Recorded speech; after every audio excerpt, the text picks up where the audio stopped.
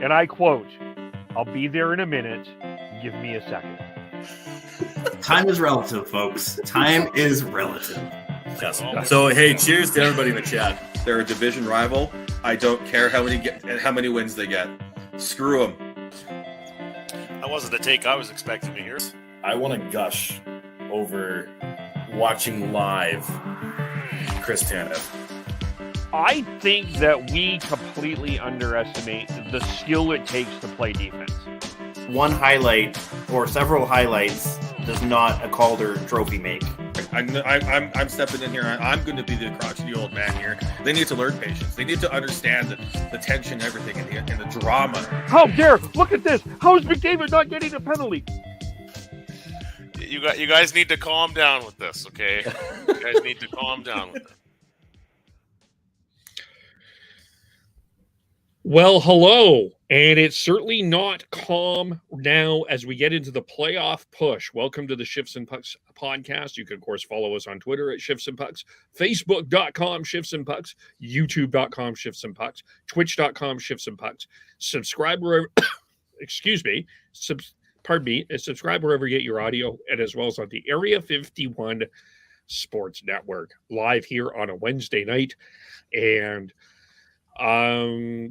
it's I don't even know what to say. It's weird. It's just a very weird time to be a Flames fan anyway, because at one moment you're losing to one of the worst teams in National Hockey League history and looking like you're dead and done, and then the next game you play like you're one of the better teams in the National Hockey League and pull off a win. And so it's weird there. And, in Vancouver, it's all about the body language. So we'll get into that.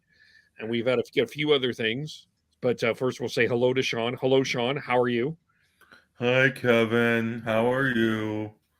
I'm good. That was, that lacked a little bit of energy. That was lacking. That was bad body language. Was that bad? Oh, that was bad body language. Okay. Well, no, I'm doing all right, Kev. It's it's starting to feel like spring here in Calgary, which is really nice. I got a 4-day weekend, which is even better, coming up here. Gonna go to the Dungeon Wrestling show, see the Bollywood Boys take on the Billington Bulldogs to name the inaugural tag team champions. So Vancouver versus basically Calgary Imports, I would say now. So it's gonna be a fun weekend, and then looking forward to it. And then you got John Garrett's last home game on Saturday night versus the Flames before he is no longer the color commentator for the Canucks after this season. So lots to look forward to and to watch and consume this weekend, plus the Masters, because I know Devin, who may join us, is definitely enjoying the fact that he has a very good excuse to just sit on his ass, sit on the couch, and watch some Masters golf this weekend. Yes, it is a great weekend to sit and relax. Dan, is that what you're going to be doing? Sitting and relaxing? For part of the weekend, yes. Nice. How are you doing? I'm doing well, thanks. I will also be sitting and relaxing at Dungeon Wrestling tomorrow night here in Calgary. Represent. And yeah, the rest of the weekend I will be sitting, relaxing, and trying to do the weird math it takes to figure out if the Flames are going to be in or not. Well, I'll make it simple for everyone. If they get more points than Winnipeg, they will get in. And if not, they have to score a goal on a Tuesday when they're wearing a blue hat and it's raining. Yes.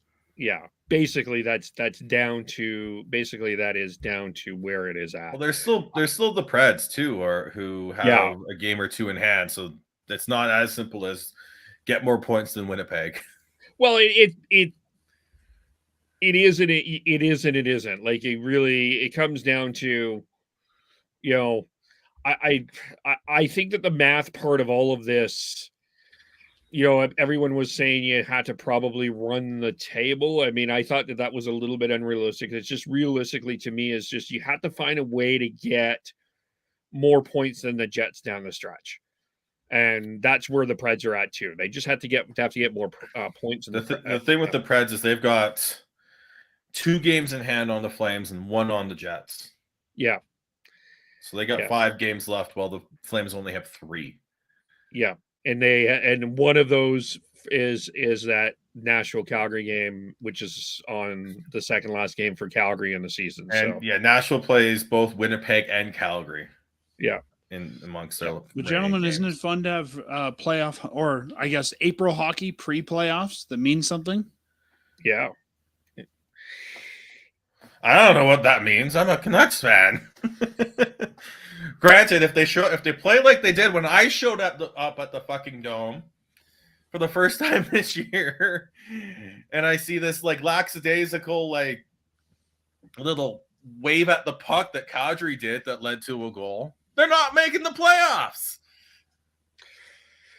Yeah, that was about as unprofessional of a move that I have ever seen, especially when a guy that barely can play with one arm has done everything he can to get back into the lineup. That you pull a stunt like that was beyond me. But good news, Flames have him for 6 more years. Yeah, before we go there, I think it's important.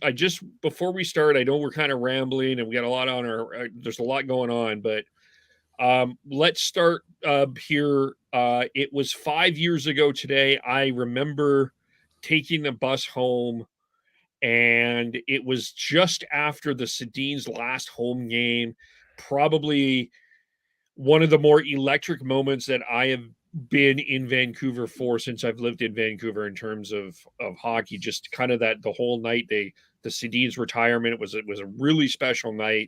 And then the next night, on a very icy road in Saskatchewan, a hockey team had their lives changed forever. And it's a 5-year anniversary of that tragic Humboldt Bronco bus tragedy. 16 players, a broadcaster lost his life as well. Trainer lost his life.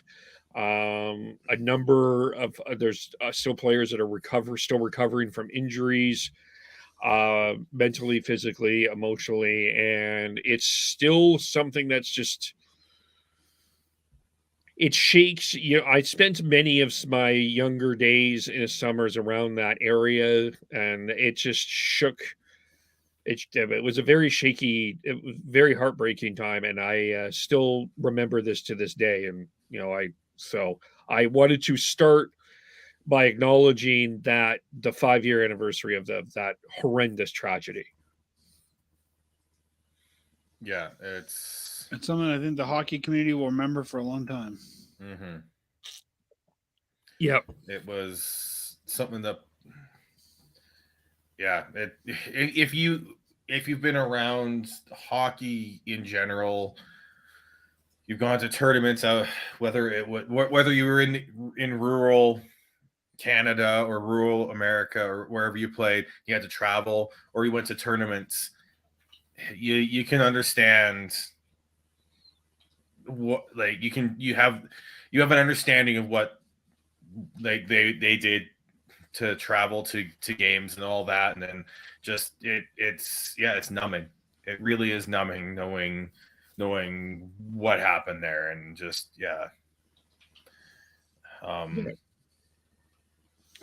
it's one of those things that I lose words for, and people know me. I have words for almost anything, and this is one I really struggle with finding the right words for. Yeah, so we're thinking of everyone involved in that. I know it was one of the victims was ex-Edmonton Oilers defenseman Caleb Joseph's son Jackson, I believe, was one of the victims. Lots of of course, Logan Bollet, well known for donating his kidney. So it's just a very tough day. And as we take that turn and get back, we'll start with the Flames. And I guess I'm kind of at a loss of words of where we're here at this spot, I guess. Let's start after after Tuesday's game, the effort against the Blackhawks, lose 4-3. Did we think it was over? What was kind of everybody at this? Where was everyone at? I was pretty sure it's done. Like that, if you're a team that's trying to make the playoffs and you can't even beat the Blackhawks, not just once, you got swept the entire season by the Blackhawks.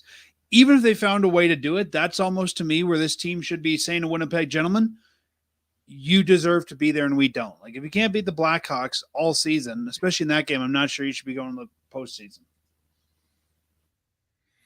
Yeah, the way I was there, I was lucky enough to get to go to that game and watched it actually pretty up close. I was down in Lower Bowl, literally right in that corner where Calgary had that absolutely pathetic little swipe at the puck.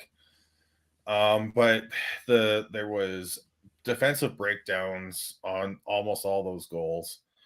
I heard Bronx cheers for Markstrom, and I got a little annoyed because I felt like that was not fair on him. Because I looked at how those goals happened, and it was defensive breakdowns, bad plays, and just allowing the Hawks to walk in. And if you're trying to make the playoffs, let alone trying to go deep in the playoffs, those are mistakes that you need to get out of your game. And the fact that the Flames are in a battle and are still making those against a Bedard tankathon team, you're not. It was. I could see it in my friend's face. It was just deflated. Like what was this?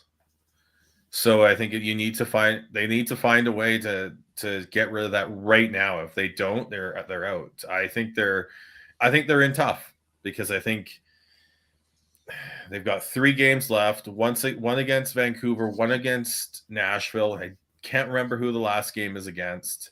San Jose. And so you got San Jose, who's also very much in the Bedard Bowl. Vancouver, who are very Jekyll and Hyde, and then you've got that Nashville game. So I think it really comes to they have to run the table, in my opinion. Because and for a team Nashville's that seems to lose to bad teams, they've got 2 bad teams in the next 3. Yep. So it's I don't know if they. I don't know. Well, I guess we'll have a discussion about Vancouver later. I don't know. I'll bluntly say it. Right this season, right now they're a bad team. They've been very Jekyll and Hyde. They can have good games, but at this point, they're a bad team, and you have to treat them like that, and then say we have to crush them. If they play down to the Canucks will find a way. Will find a way to make it tough on the Flames and potentially win. They have to. But right now, they're not in the playoff hunt. Therefore, bad team at this point. Yeah, exactly. Okay, so I think that most people will probably. I put out the poll earlier. Most people are going to give this. I still think, and I think everyone here, feels that the Jets have the favorite. Is still the favorite, or are you feeling that? Is everyone kind of feeling that? Yep. Yeah, I think Nashville's got they've got a game in hand on the Jets, 2 on the Flames, but also Nashville's got 2 games against those 2 teams. So if Nashville can win both those games, then they've got the inside edge, but they have to do that to get that. See, I guess this is kind of where I'm at.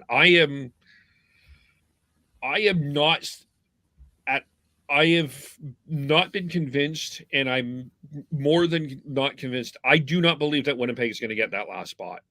They also have Minnesota and Colorado for their last 2 games of the year, and Minnesota and Colorado are going to be battling for some sort of home ice advantage.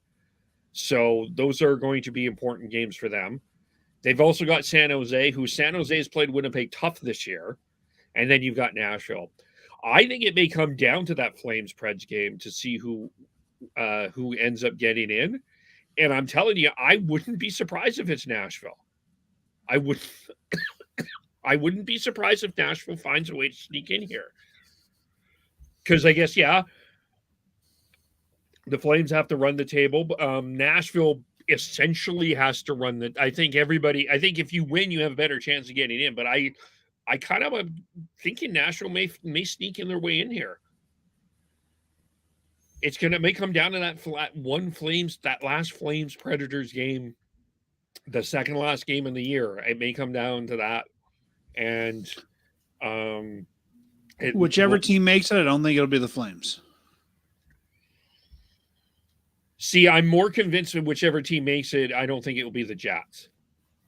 Because I just you realize that at the start of January they were in first place in the Western Conference. They have just simply fallen off the face of the earth. Yep. So,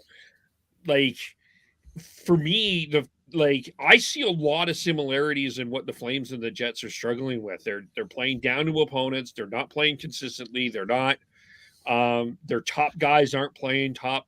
To me, though, the big difference, Kev, the Jets have shown they can do it. Like you said, they were number 1. And I think that they can look back at that and say, okay, guys, it's crunch time. Have we got this or not? The Flames have not shown that this season. But that's why I'm kind of where I'm with the Preds on that, because I don't really believe the Flames and Jets. When I've listened to Jets broadcasts and just the Jets experts talk about the team, they have just felt that the way that they played over the first half of the year wasn't sustainable. It turned out not to be sustainable, and they're kind of, I don't know. To me, I just have this feeling Nashville's going to sneak in. Well, that Saturday game is going to be huge. Whoever wins that game is going to have the inside edge for that, I think. Because if Nashville wins, then they'll still have. Do they play tomorrow? Is it a back-to-back for Nashville? Let me get the schedule here. Yeah. But yeah, you're right. I mean, when was the last time we had a game that meant this much to two teams in, for either the Flames or the Canucks in April? The Nashville's playing tonight. They're up 2-0 on the Hurricanes tonight, and they play Saturday. So if they win tonight, that puts them 1 point back of both the Flames and Jets. With 2 games with a game in hand, with a game in hand on the Flames, and same amount of games as the Jets, with a game against both teams. And then if they win against the Jets, then they've got that upper hand. So yeah, if they can find a way to win tonight, then that Saturday game is most likely that Saturday game you have to treat as do or die for either team there. Yeah, regardless of what the result is for Nashville tonight. Because if Nashville wins and they're down, and then the Flames are playing the Canucks on Saturday night. So no, I see where you're coming from, Kev. I think it's the Flames are playing at the best in terms of the last 10 out of those 3, though. 6-3-1 in their last 10. Both Nashville and Winnipeg are 5-5.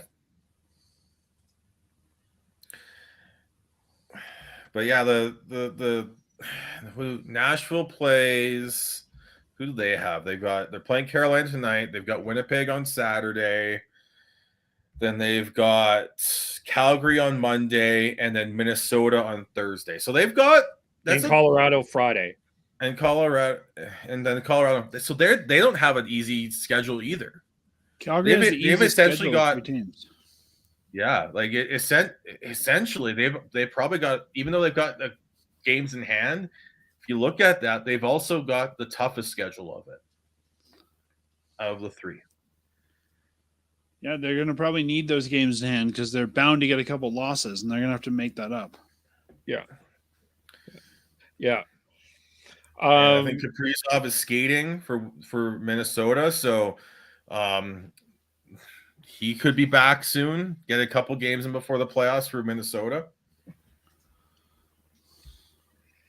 Yeah, and those two teams, Dallas, Minnesota, Colorado, are all in a battle to try to make sure that they get home ice for whoever they play in the first round. So they're going to be playing for something. I just really hope it's Colorado that wins that division, because I want to see Minnesota fans booing the Dallas Stars off the ice every game in Minnesota. Oh, for Dallas, Minnesota. Fantastic. Yeah, we are in for some playoff treats, and we've talked about that. So it's going to be absolutely fascinating. I can't wait for that. But I guess, yeah, so that part of it, I guess with the Flames, let's, Sean, you mentioned that Markstrom got some cheers, or some Bronx cheers in the Chicago game. Do you think that was in part because of Markstrom? Because, by the way, Markstrom has been fantastic the last month. He's been dead on the best Flames player by a good country mile, I would say, overall. But was that Markstrom? Was that jeers towards Markstrom, or was that jeers towards Sutter and the use of his goaltenders? I mean, that was Tuesday. There was. I don't think it was. I think that's. I don't. Okay, let me rephrase. Let me catch my breath here. I think you give emotional fans too much credit there, Kev. If you're saying that's about Sutter and his goaltender usage, when you're at the game, no one's actually thinking that. You're full on emotion, full on like irrational like reactions. That's full on more about how Markstrom has played for the majority of the season more than anything else. But I get, but I still think it's unfair to him based off of how I saw him play that game. I think the fans are booing the team, and I think Markstrom is in that moment sort of the representative for the team, if that makes sense. It's easy to throw the goalie under the bus, I think, especially for people in the rink, but you're obviously not going to boo your team every time they touch the puck. It's sort of like the quarterback in football, son, gets, either praised or booed, and I think it's often the same for the goalie here. Yeah, that's because I mean, we've talked about the shine not being on Sutter anymore. And I agree with you, Sean. I don't think that is like Markstrom's play, like the last month. I mean, has he struggled in some places? Sure, he has. What goaltender hasn't yet? Has he been tired? Of course he is. Like they're playing in 1-goal games every night. Like he needs, of course, like nobody, is Sutter overplaying him? Probably, but I just don't think Sutter truly can trust Vladar at this point, or I mean, I could have seen the argument of playing Vladar against Chicago, but I still don't think Vladar would have given them the win against Chicago based on the way that the Flames played the game. Vladar wasn't going to come away and steal that game for you. And quite frank, and I just, as much as everybody loves Dan Vladar, I can't think of a game that Dan Vladar has stolen for this team. But I guess I also asked, does your goalie need to steal the game against Chicago? Like, to me, I think that if you're looking for a goalie to come in and steal one, especially against the worst team in the league, you got a lot of other issues. Yeah, and I think we know that we have a ton of other issues, though. Like, so you mentioned Vladar's not going to steal it, and there's something that my co-host Matt has talked about. What if they were to have gone with a third option and put Devin Wolf in, or Dustin Wolf in for that one? Again, it's not the goaltending wasn't the issue that night. No, it's not. So I don't. And if you're, and then Markstrom went out and played amazing in the second game of the back-to-back. That's what a lot of starting goalies do, right? Is they use that as sort of a momentum shifter when they get replaced or they have a bad night. I really expected that after that Chicago game. But it's like, I don't know. If we should be talking about them changing anybody personnel wise, it should have been the defenseman. Yes. I have a couple of other thoughts of some other changes, but I would not dispute that. Who are maybe I'm before I assume who you're taking out, who would you have taken out? I don't even know if I can single out certain guys on the defense. Like, to me, in that game, the whole defensive core looked like it was not in sync. So I don't know if it was pairing changes. I don't know if it was, taking guys in or out individually. But I thought in that one, the only two defensemen that I thought looked like they were pretty good was Stetcher, and I thought Anderson had a decent game, not his best. Troy Stetcher is a guy I do think that they need to make sure that they offer him a 1 to 2 year contract to, and not open the vault, but I do think he needs to be a priority to bring back. Well, part of that will be to make sure that he has someone to clean the poop up in his neighborhood. Yeah. Well, Devin will get healthy here soon, so. Still one of my favorite tweets I've ever seen from an NHL player. Hey, Stetcher is a fantastic third pair defenseman, though. Like, he is perfect in that role. And I would say a great upgrade on Mackey. Yeah, insane. Like, he's poised. He's poised. He knows when to jump up. He knows when to stay back.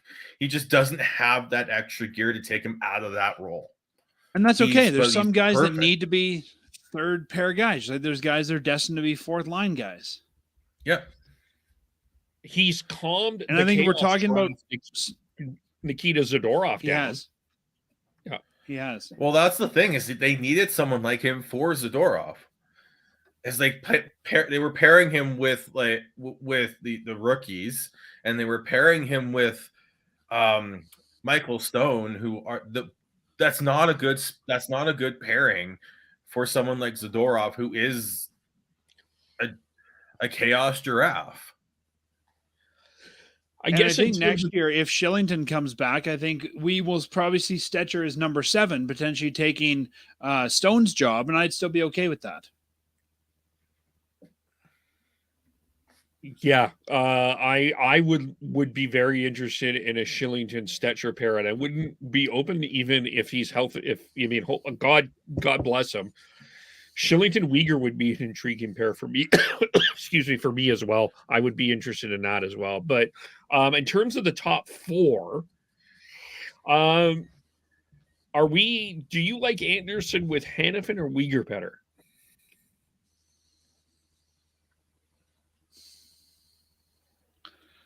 I think, to me, it's got to be looked at as a foursome. If Tanev is out, I think Hanifin's the easier guy to find another partner for. But if all 4 of them are healthy, I like Anderson, Hanifin, and Uyghur Tanev.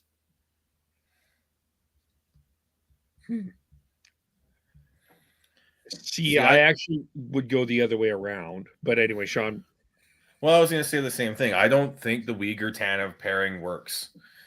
I think and also with Anderson and Hanifin, both of them have a better ability to move the puck up the ice than Uyghur and then Tanev. So if you split those, you split that up better, I think you've got a better mix and should have better chemistry. And with that, like that, the whole thing with that top four for the Flames is there's no true number one. Yeah, we've talked about that before. Yeah. I think Rasmus Anderson is taking steps towards it, but I just don't. The thing with Anderson, and I love him as a player, like he's fantastic. I just don't think he's got that extra that it factor to be a true number one defenseman. And he's also 26. I yelled at you a couple episodes ago about this, Kev. What does like in terms when you think of number one defenseman, they always have that it factor, that one thing that they do exceptionally well. And I don't think the Flames have that in any of those top four guys. Other than maybe Tanev at his peak wasn't exceptionally defensively, but he's not there anymore. Oh, no. Tanev is not a number one defenseman. Like, don't get me wrong, but I think Ras has what I love about the Rasmus Anderson Mackenzie Weegar pairing is Weegar plays with a bit more of a snarl when he's with Anderson. There's just a bit more of a bite in Weegar's game.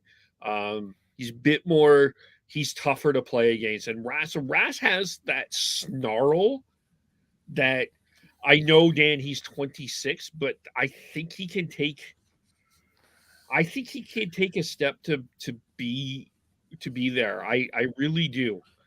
I think he could if he had the right partner to take him there. But I think, and I've used this term about the Oilers before, it's the blind leading the blind. I don't think he can get there without someone to show him the way. And I think if you got him a really good partner, I think he could take steps. But I think he's got maybe 3-4 years of prime left, so you're running out of time to get him there.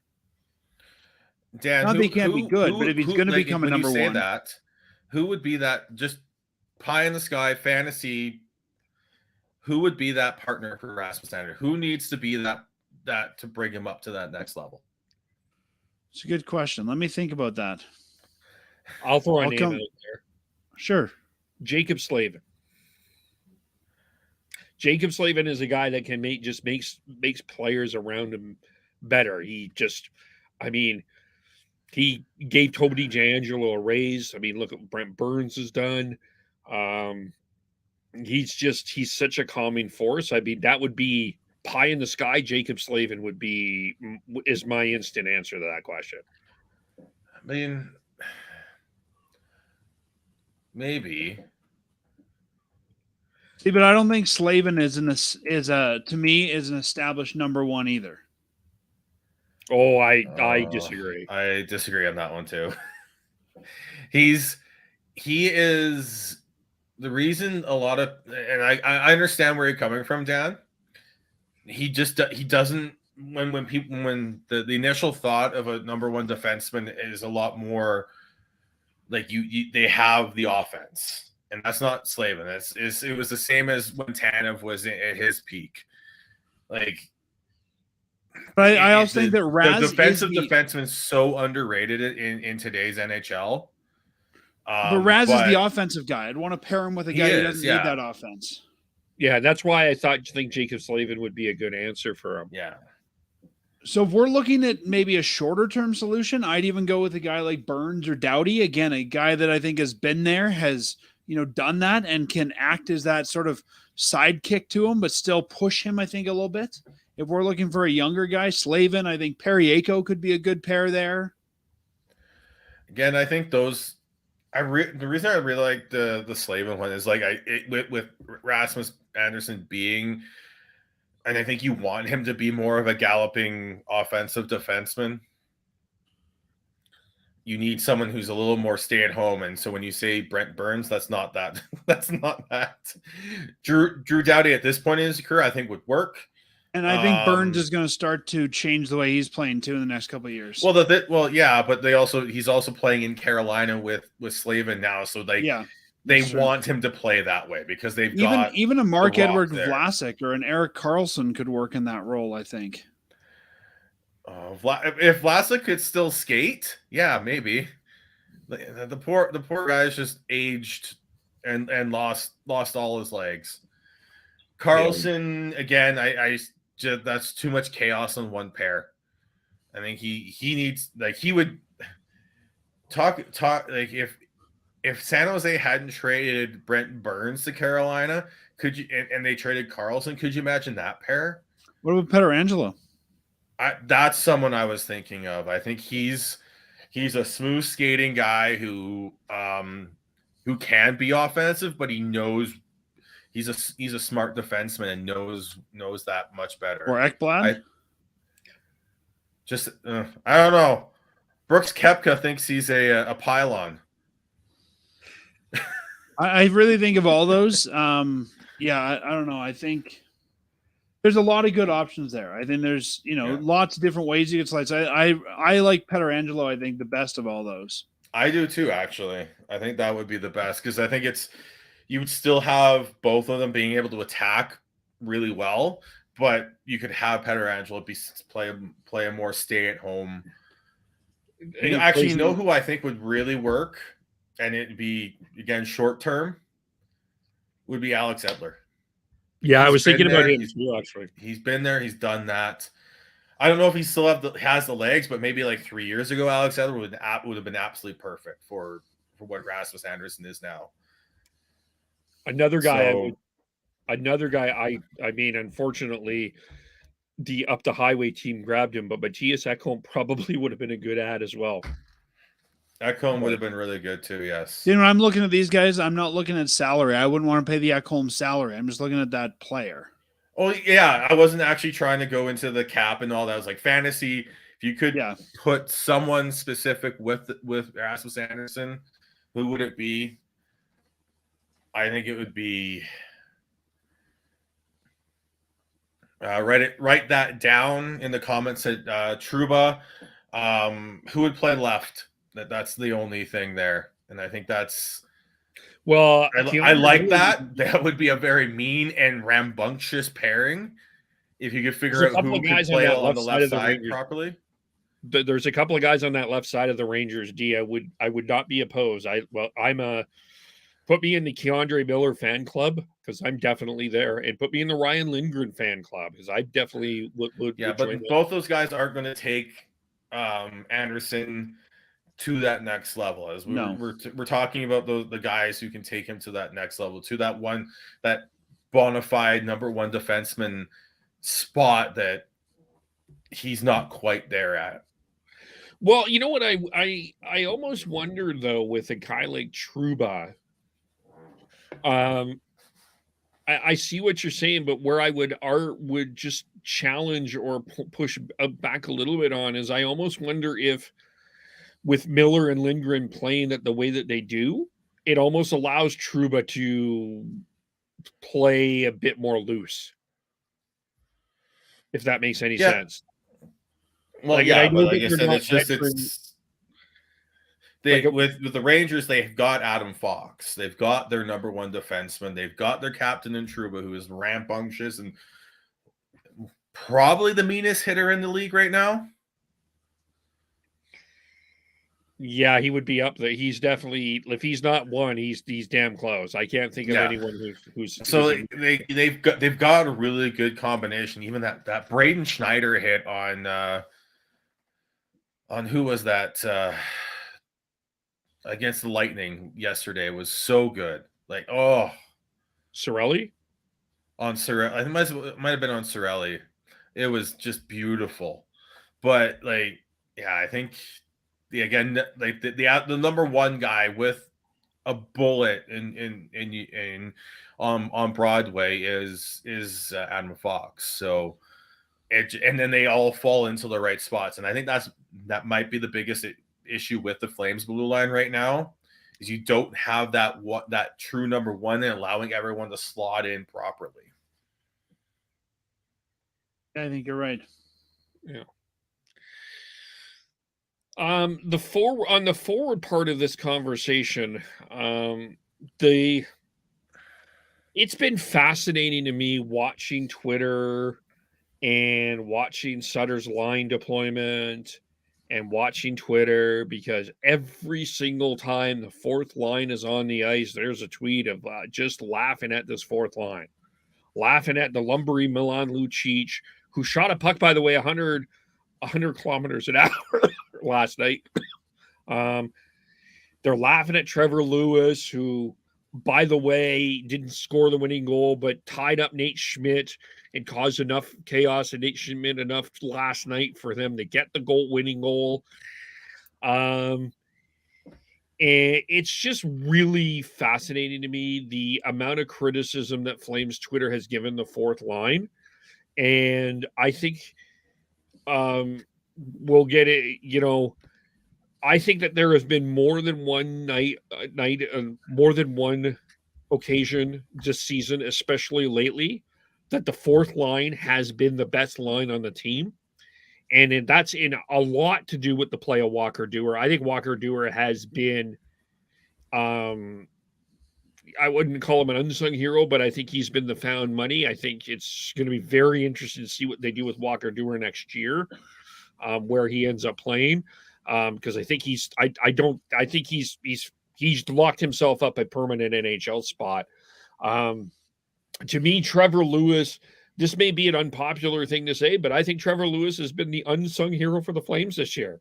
He's done everything that the Darryl Sutter has asked from him, whether he likes it, loves it, lumps it or not. He has done it. He's killed penalties. He's taken important faceoffs. He's not a natural centerman. He's just fit into the role. And I get that people don't like Milan Lucic, and I don't think he should be playing as much as he is either, but I don't see one-handed passes behind the net from Milan Lucic. Sorry, I don't. I don't always see a lot of positive things from Milan Lucic, but at least Milan Lucic will give an effort. At least Trevor Lewis will give an effort. At least Walker Duehr will give an effort. Here's my conclusion. As much as everybody laughs at Sutter's employment of the fourth line has been on more than one occasion the best line on the Flames for the last little bit here. To borrow a phrase from... The fourth line is the line of Lucic, Lewis, and Duehr. That's what we're calling the fourth line. Well, are you disputing this? Because I was. Well, I don't know, because they moved guys in and out of that line a few times. So I just want to know which we're calling that fourth line. Duehr line, yes. Okay. I was gonna say, I'll borrow a phrase from John Tortorella. Everything you said, Kev, is great for the fourth line. Yep. Bad for the Flames. Absolutely. I do not I cannot agree with you more on that. I mean, when watching live, the guy that I was blown away on how out of place he looked was Nick Ritchie. Yeah. The guy's hands can't keep up. You basically have two players of the same ilk in Lucic and Ritchie. In terms of big bodies who give an effort, but their hands can't keep up half the time. Lewis is a hard worker. His hands do keep up, but he knows his limitations, and he protects them. Those two, they try things that just don't work. You know what? For me, Lewis at 800,000 is a perfect fourth line center, winger, wherever you want to put him. He's a veteran guy on your fourth line. I don't think you can ask for better. Do I think he should play higher in the lineup? No. Just like I don't know that Walker Duehr should be playing higher in the lineup, but I think for the role they're slotted into, both guys are great there. My big issue would be with the Flames and going forwards. What's going on with Adam Ruzicka? That's someone I think needs if someone makes a move for him and the Flames trade him, he's going to blossom elsewhere. Ruzicka, Peltier, I mean, there's guys that need to be playing. I don't know I don't feel like Ruzicka's a fit with the Flames. I don't think he's a fit with Sutter. Yeah. I wonder if you bring in a new coach, if Adam Ruzicka would blossom. And I think it depends on that coach. I mean, I think a lot of people right now are agreeing that the next coach of the Calgary Flames is probably Mitch Love. And as a guy who knows how to get things out of young players, I think that could be a fit for Ruzicka. Well, I need to end that because I have a much better name for a coach for the Flames. I do. Who's But that? anyway. Brent Sutter. Oh, for the love of God. Can we? No. Okay. Ron Sutter. Rich Sutter. Brandon Sutter. Which ones are currently unemployed? Mama Sutter. Brian Sutter. What is Brian doing? He's retired somewhere. I'm pretty sure. What if we just All win right, each Kev, 10 who- games? Yeah. All right, Kev. Who is it? It's Andrew Brunette. Andrew Brunette coached the Florida Panthers last year to that President's Trophy victory to the year. He is an assistant coach with the New Jersey Devils. They are certainly playing at a higher level. He was there when Jonathan Huberdeau had his career year. Mackenzie Weegar was able to play with him as well.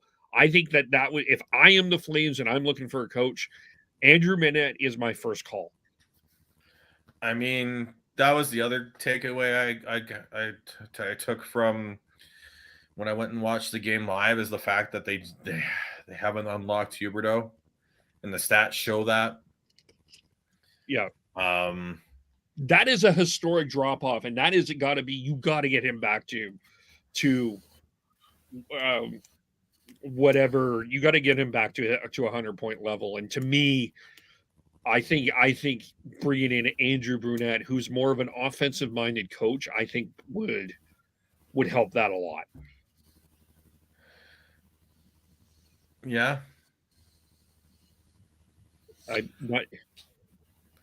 So it's not Bruce Boudreau? I can't. If I bring in Bruce Boudreau, I absolutely need to make. I need a defensive. I need to pair him up with to use a football term, a really solid defensive coordinator. I think if you bring in Boudreau, you're making a lateral move from Sutter. It literally is. It'd be lateral, just with, yeah, you move from the hard nose, I'm Daryl Sutter, I know everything, to the fun loving uncle who's gonna like make you feel better, but you may not have the structure. The big thing we've heard, and this came out with the Kadri issues a few weeks ago on the coaches, is apparently Kadri was really talking about Colorado and a younger coach and different ways of doing things. And so I don't know that replacing an old guy with an old guy is the way to go. I do like the idea of Andrew Brunette or Love or somebody like that, because they're a younger player. They're a younger coach who might have, more of a modern way of doing things. Yeah. That being said, just to stay on the Kadri and the Huberdeau part of this, I think it's, there's a lot that I think Sutter needs to take some criticism for. I'm not disputing that. But you can only coach a top player so much as well. I don't think that we can blame all of Huberdeau on Daryl Sutter. No, I think Huberdeau has to take some responsibility here as well. And I That think being said, if you're not using that player in the proper way. But are you not using him because he's not performing, or is he not performing because you're not using him?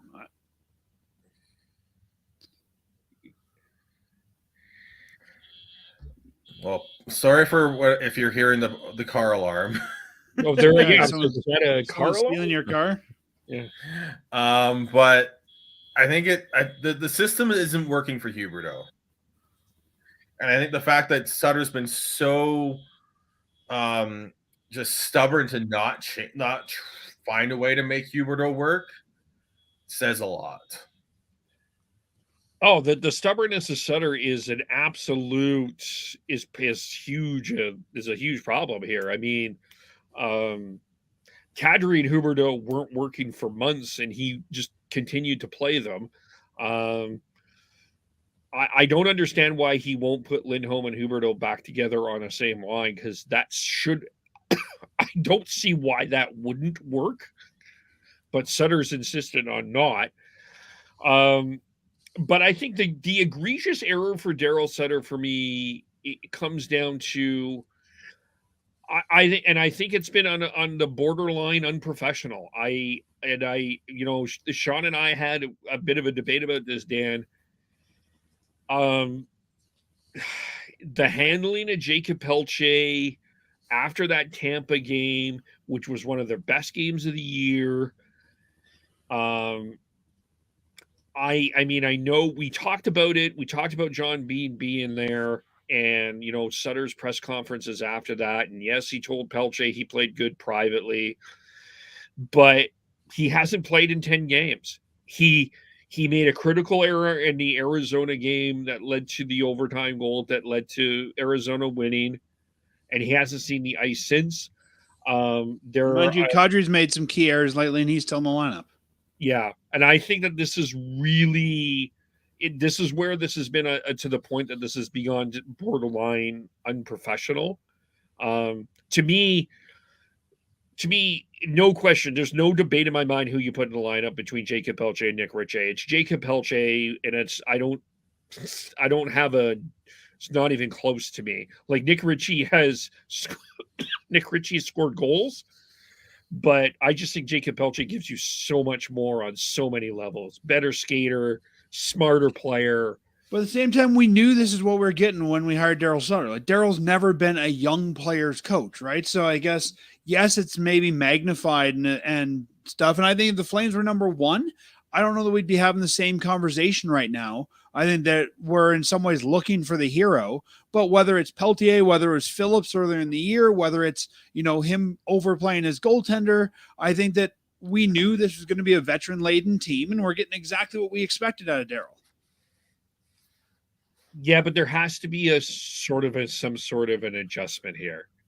I think what's happening here is in part, and I think it's human nature to expect some form of consistency in terms of how you're treating people. But I think in the other part of all of this, I would say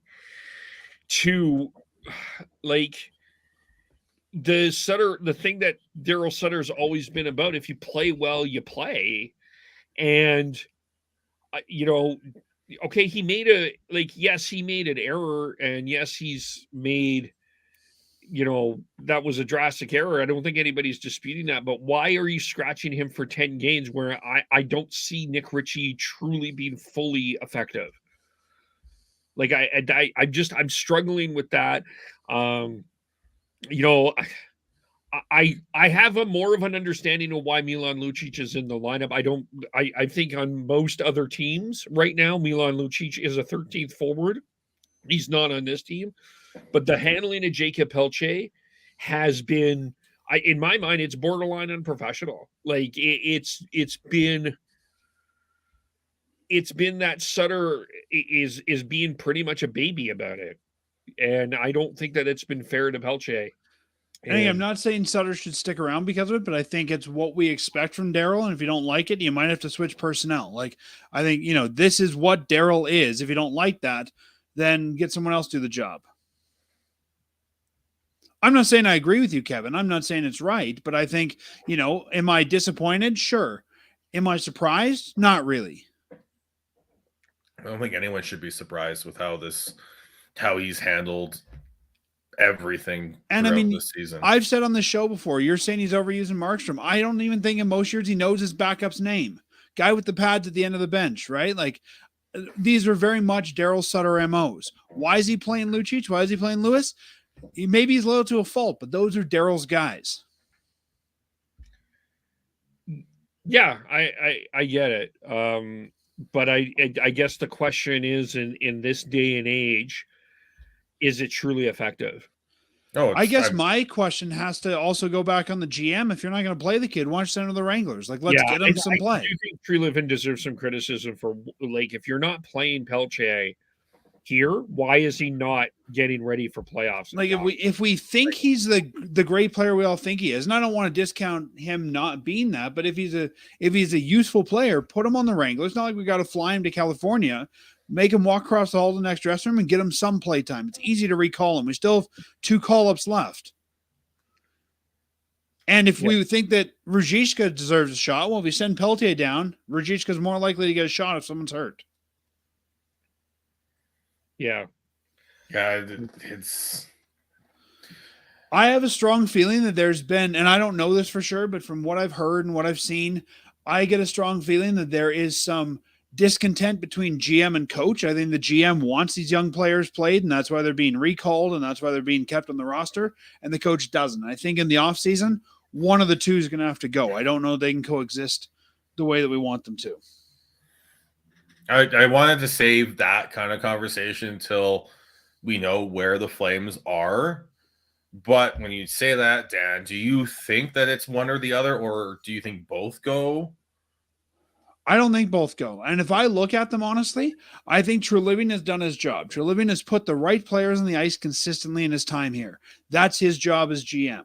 I think that we've gone through how many coaches and we haven't found the right coach for this team. Now, do I think that's all Treliving's job? No. I think part of that's ownership not wanting to invest it in a coach. Ownership here likes Daryl, and I think that's going to be a political hurdle to get rid of him as well. But if I had to move one of them now, especially with those young guys, I mean, so you move Treliving. The next guy's not going to come in and change things. The next guy's going to be like, Peltier, Schmeltier. Like, the next guy's going to want the same players played. So why shuffle the deck chairs at the GM level? Yeah, I'm with Dan. The guy that stays to me is Treliving. I think the guy that has to go is Daryl. You're not going to give Walker his walking papers. Like, a new GM is going to have the same strategy. Yeah, and you are going to need, especially with and navigating not this off season and into the season, you are going to need someone with some experience in terms of what you're going to have to do next. You got a lot of re-signings coming up. Yeah. And I feel like in a way, Tree's the guy that signed all these guys. Tree's the wizard who gets great contracts out of people. I almost want Tree started this roster. I want to let him finish out whatever this is. Yeah. But has he though?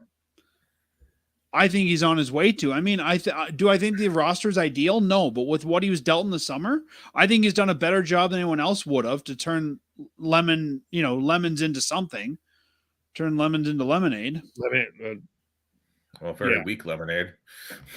But I mean, again, on paper, right? Huberdeau should be a great ad. Uyghur should be a great ad. Kadri should be a great ad. Is it the GM's fault that they didn't turn out to be? But is it the GM's fault for not understanding the chemistry? But I don't know that that's chemistry between players. From what we're hearing, I think a lot of the chemistry issues are coming between the coach and the players.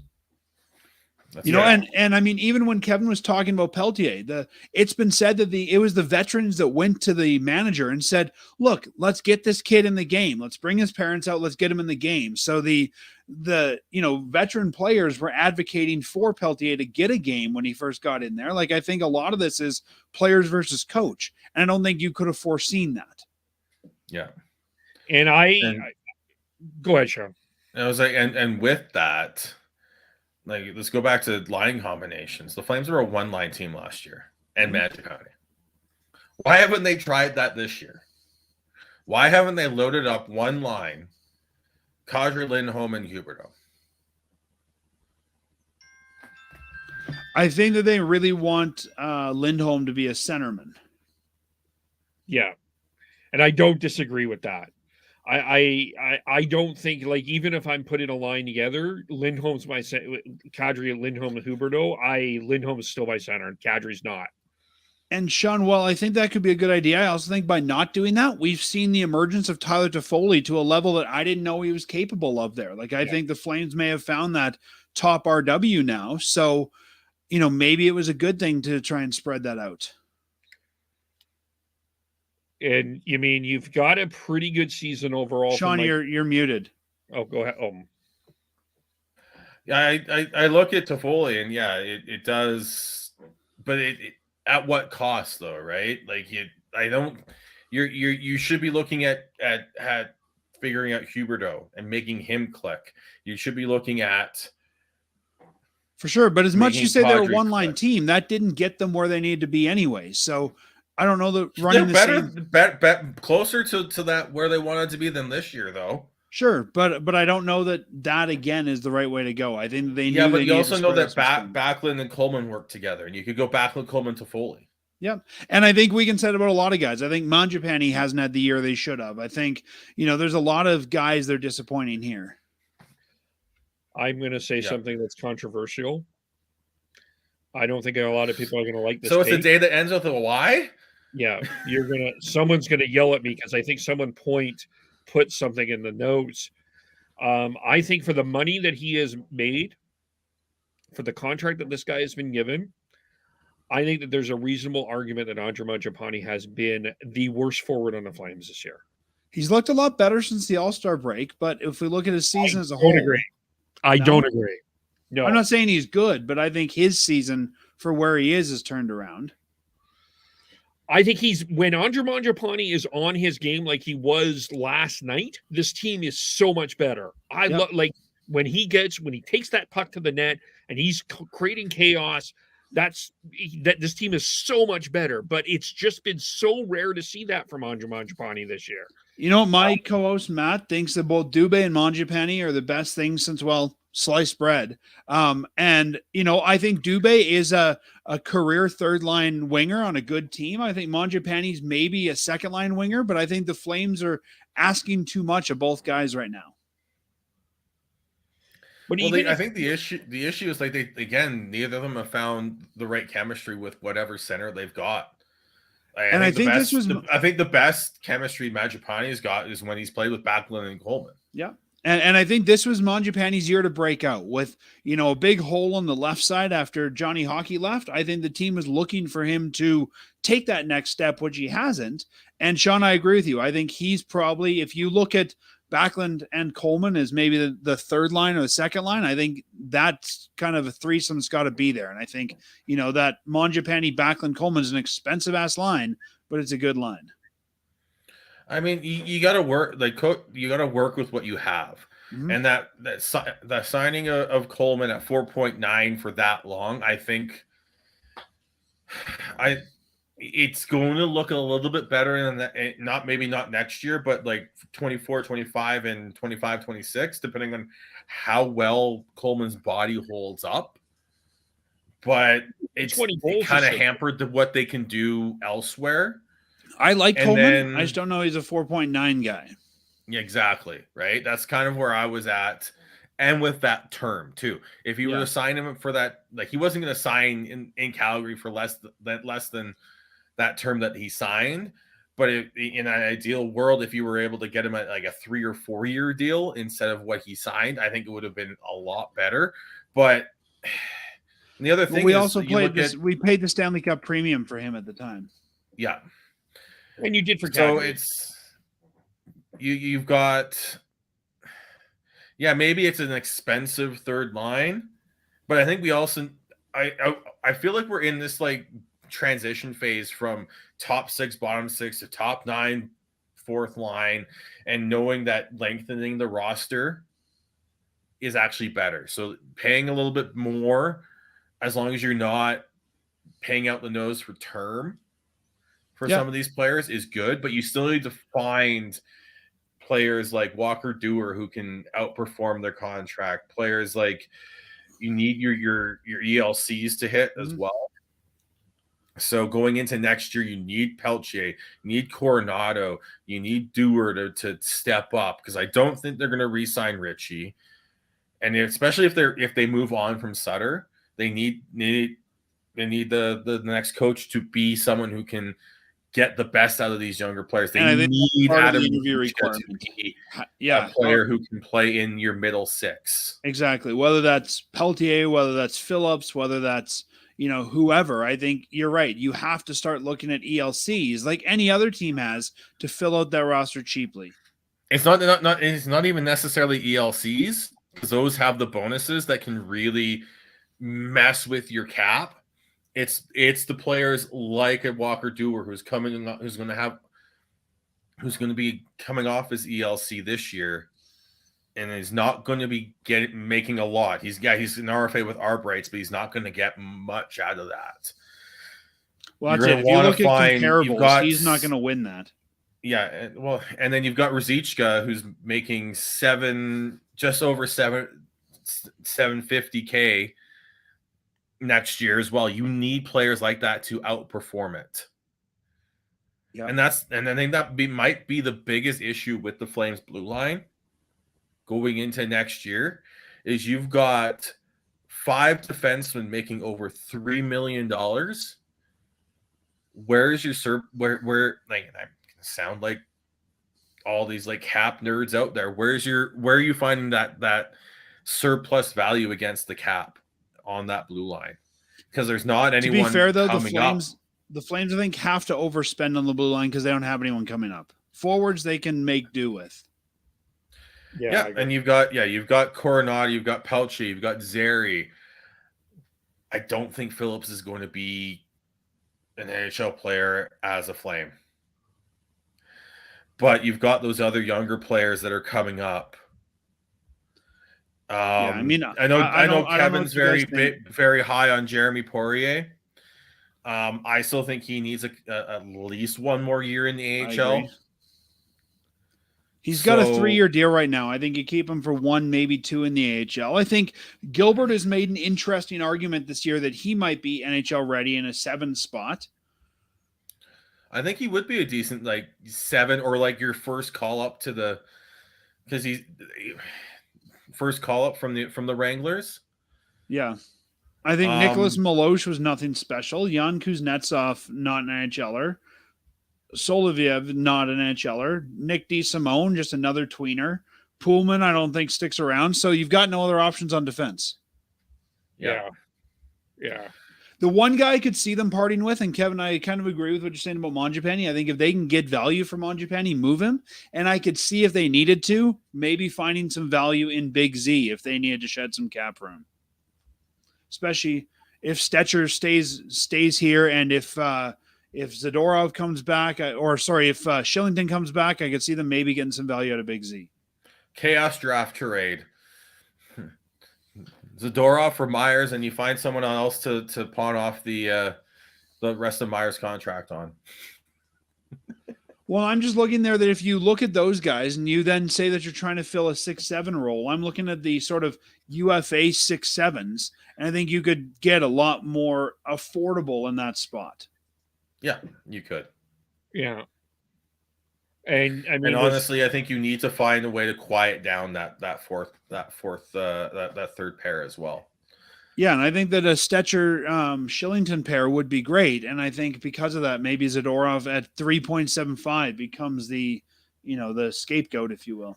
Even then, I think you need to find another option for your left shot, your left side defenseman on that third pair, just in case, because you don't know what you're getting with Shillington if he comes back.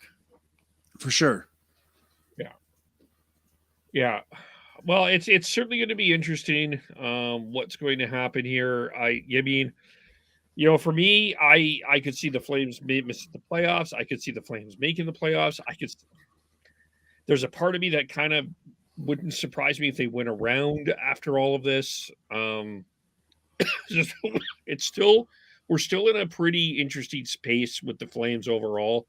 And it's going to be interesting. I think when we chat next week, I think at the end of the year here, I think it's going to be.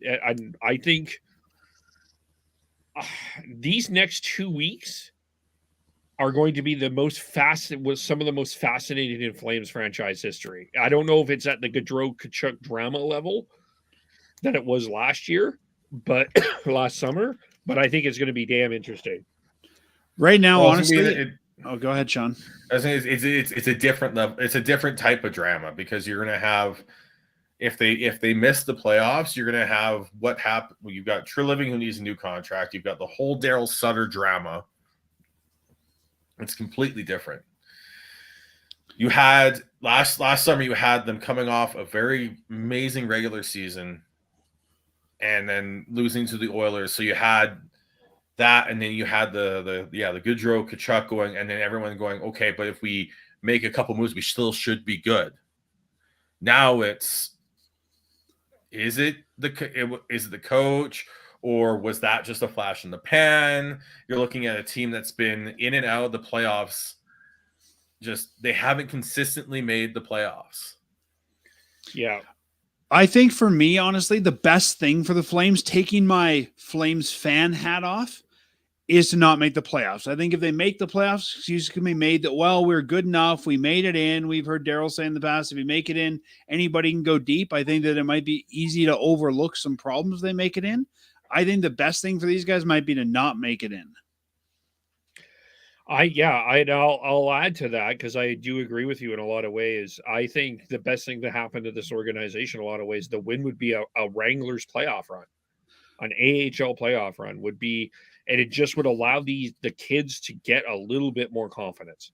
And you know, a lot of GMs will tell you got to learn how to win, whatever level it's at. And if these guys can go deep and learn how to win, you know, and I think it's good for the city too. I mean, we got the Hitmen in the playoffs, we got, you know, the Wranglers in the playoffs. I think it gives Calgary hockey fans a good place to go and watch hockey. I just hope that the Abbotsford Canucks can make it to the point where they can face the Wranglers in the playoffs. There you go. Yeah, no, and I agree with you, Kevin. I think that that's going to be exciting for the city for the first season. You know, in Calgary, we got Blasty as their new mascot to lead them through the playoffs. I think, you know, learning to win at that level, and even if you were to send Dewar and Peltier back down, I think, you know, you've got these guys now learning to win and learning what it takes to play the playoff hockey, which is what this team's going to need from them in the future. Yeah. All right, Kev. Serious question. What do you think of Blasty? It's not a dog, so you should be okay. It's new, but it's also a horse and playing into the Western theme of Calgary. What do you think of Blasty? Oh, I think that's completely, it's fine. I think it does play to it plays to the identity. My whole criticism with Bowie, boy, whatever the hell that name was. Bowie, okay, Bowie, is I didn't see how it was identified to the Seattle landmark until someone told me from Seattle what it meant, and then I was like, oh, cool. Yeah, I don't have a it's fine with, I think it's great. I think he'll connect with the kids. That's the most important thing with mascots, connecting with the kids. And yeah, I don't have an issue with Do you guys think that this means that Blasty's out as a Calgary Flames mark and is now exclusively a Wranglers mark? No. Because they know that jersey and the Blasty logo sells. Money talks. And I wouldn't be surprised if we see a lot of crossovers. If we see Blasty at Flames games or Harvey still at Wranglers games. So, Kevin, Blasty better or worse than Vince McMahon's mustache? Vince McMahon, I don't even know what the hell that was. It's so good. He looks like an evil painter. So bad. Yeah. It's like the way he got back in, it was that mustache anyway. So I'm so bad. I have a feeling they probably said, look, Vince doesn't know what to do with his free time. He's growing weird mustaches. We got to put him back in charge. Otherwise, it's almost a sympathy hire. Did you see this guy's mustache? I don't know what's happening here. Yeah.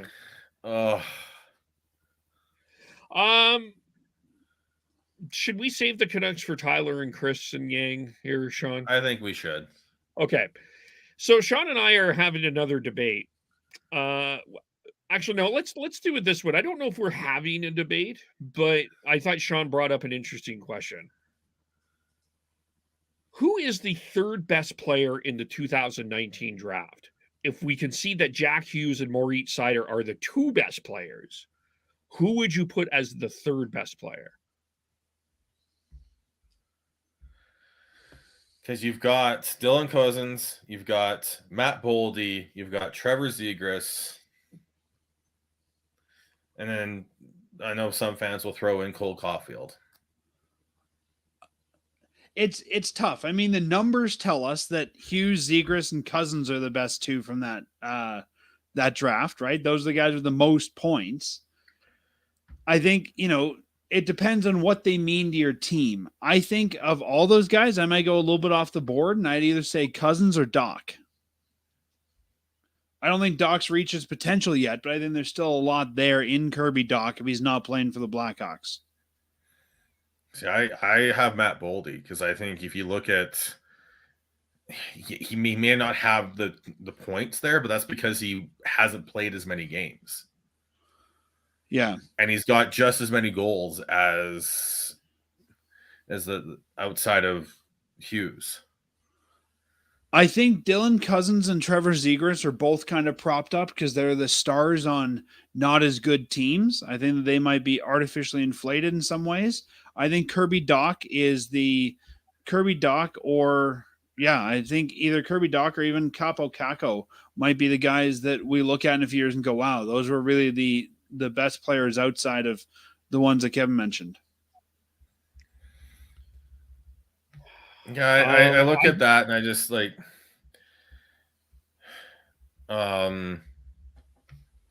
because you've got Jack Hughes almost at 200 points, or I don't know if he passed it tonight.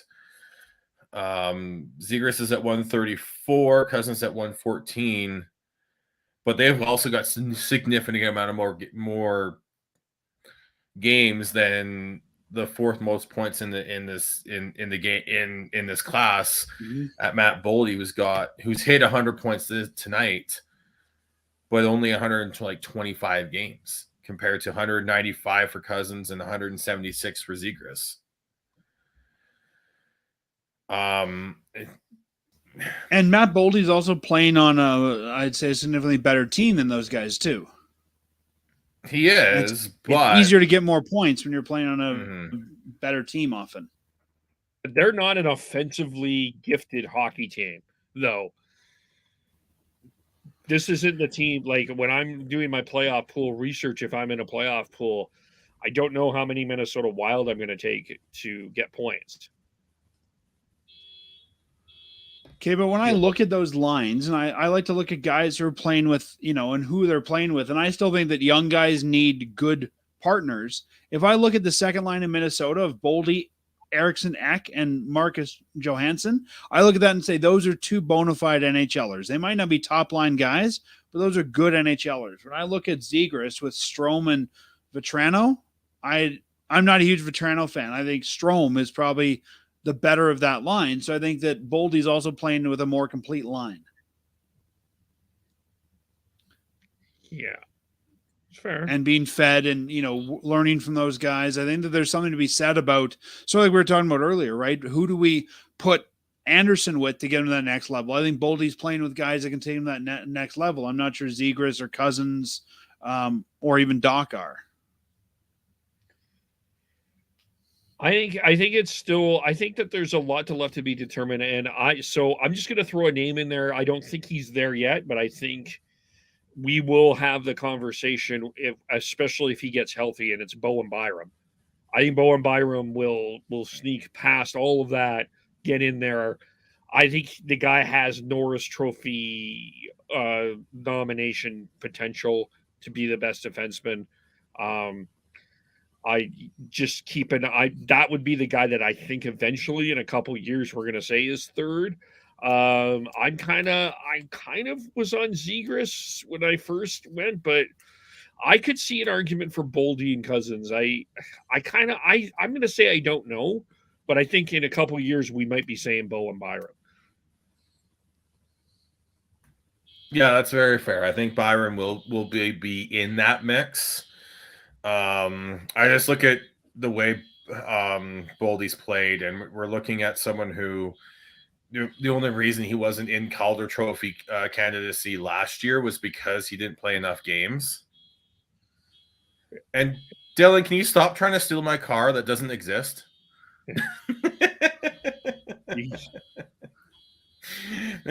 So,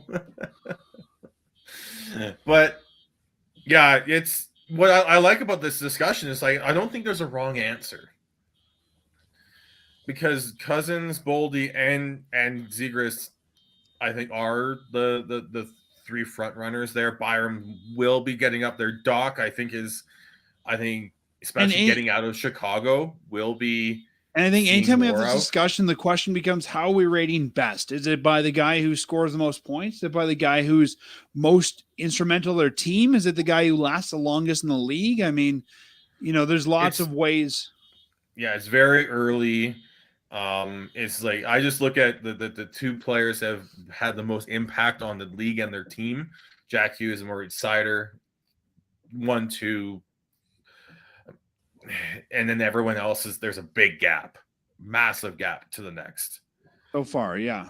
Yeah. So far. Although I do think Matthias Michelli should get some Calder Trophy consideration.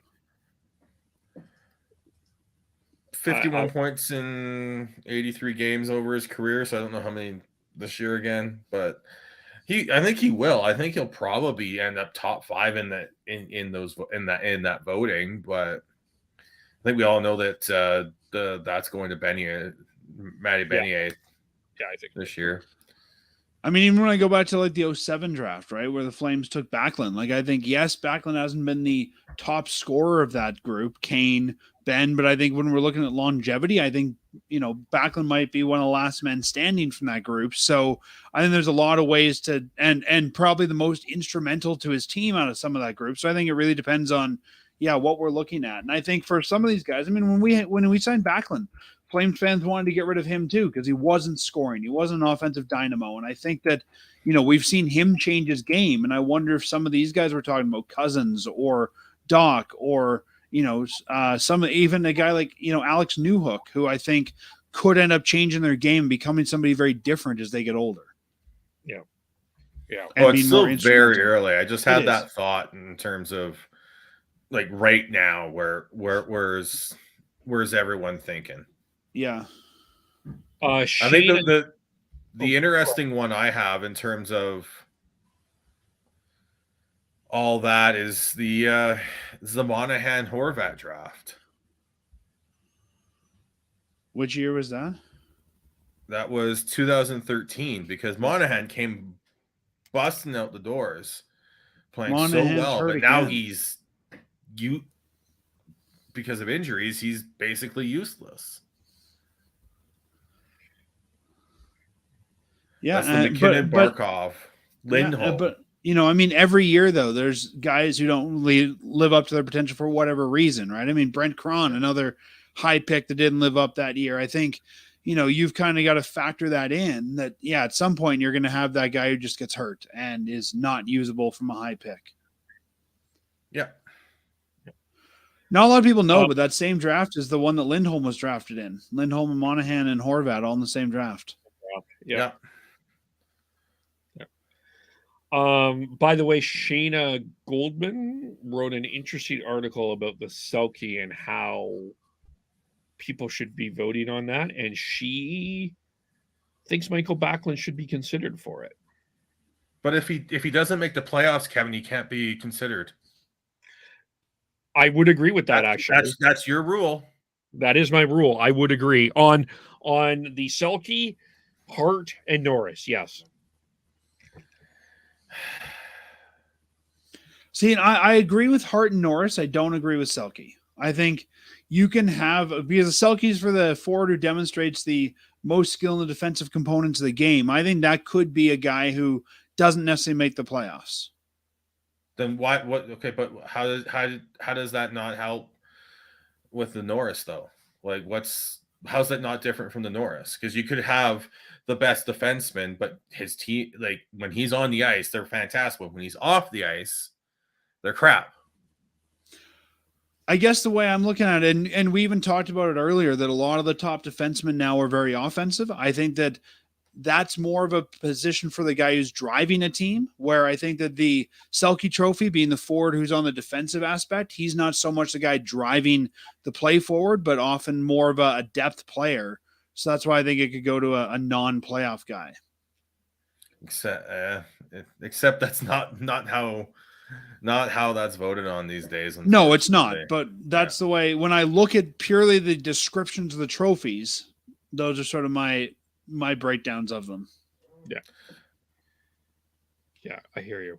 But the hockey writers, I mean, that's voted for by the Hockey Writers Association, and they vote very differently.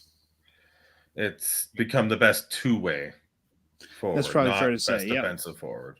Yeah, and that Well, and I will scream this to the end of the earth.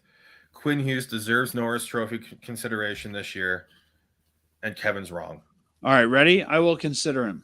Okay, I gave him consideration. I think he's top 5 this year. I don't know if he gets into the top 3, but I think he's top 5.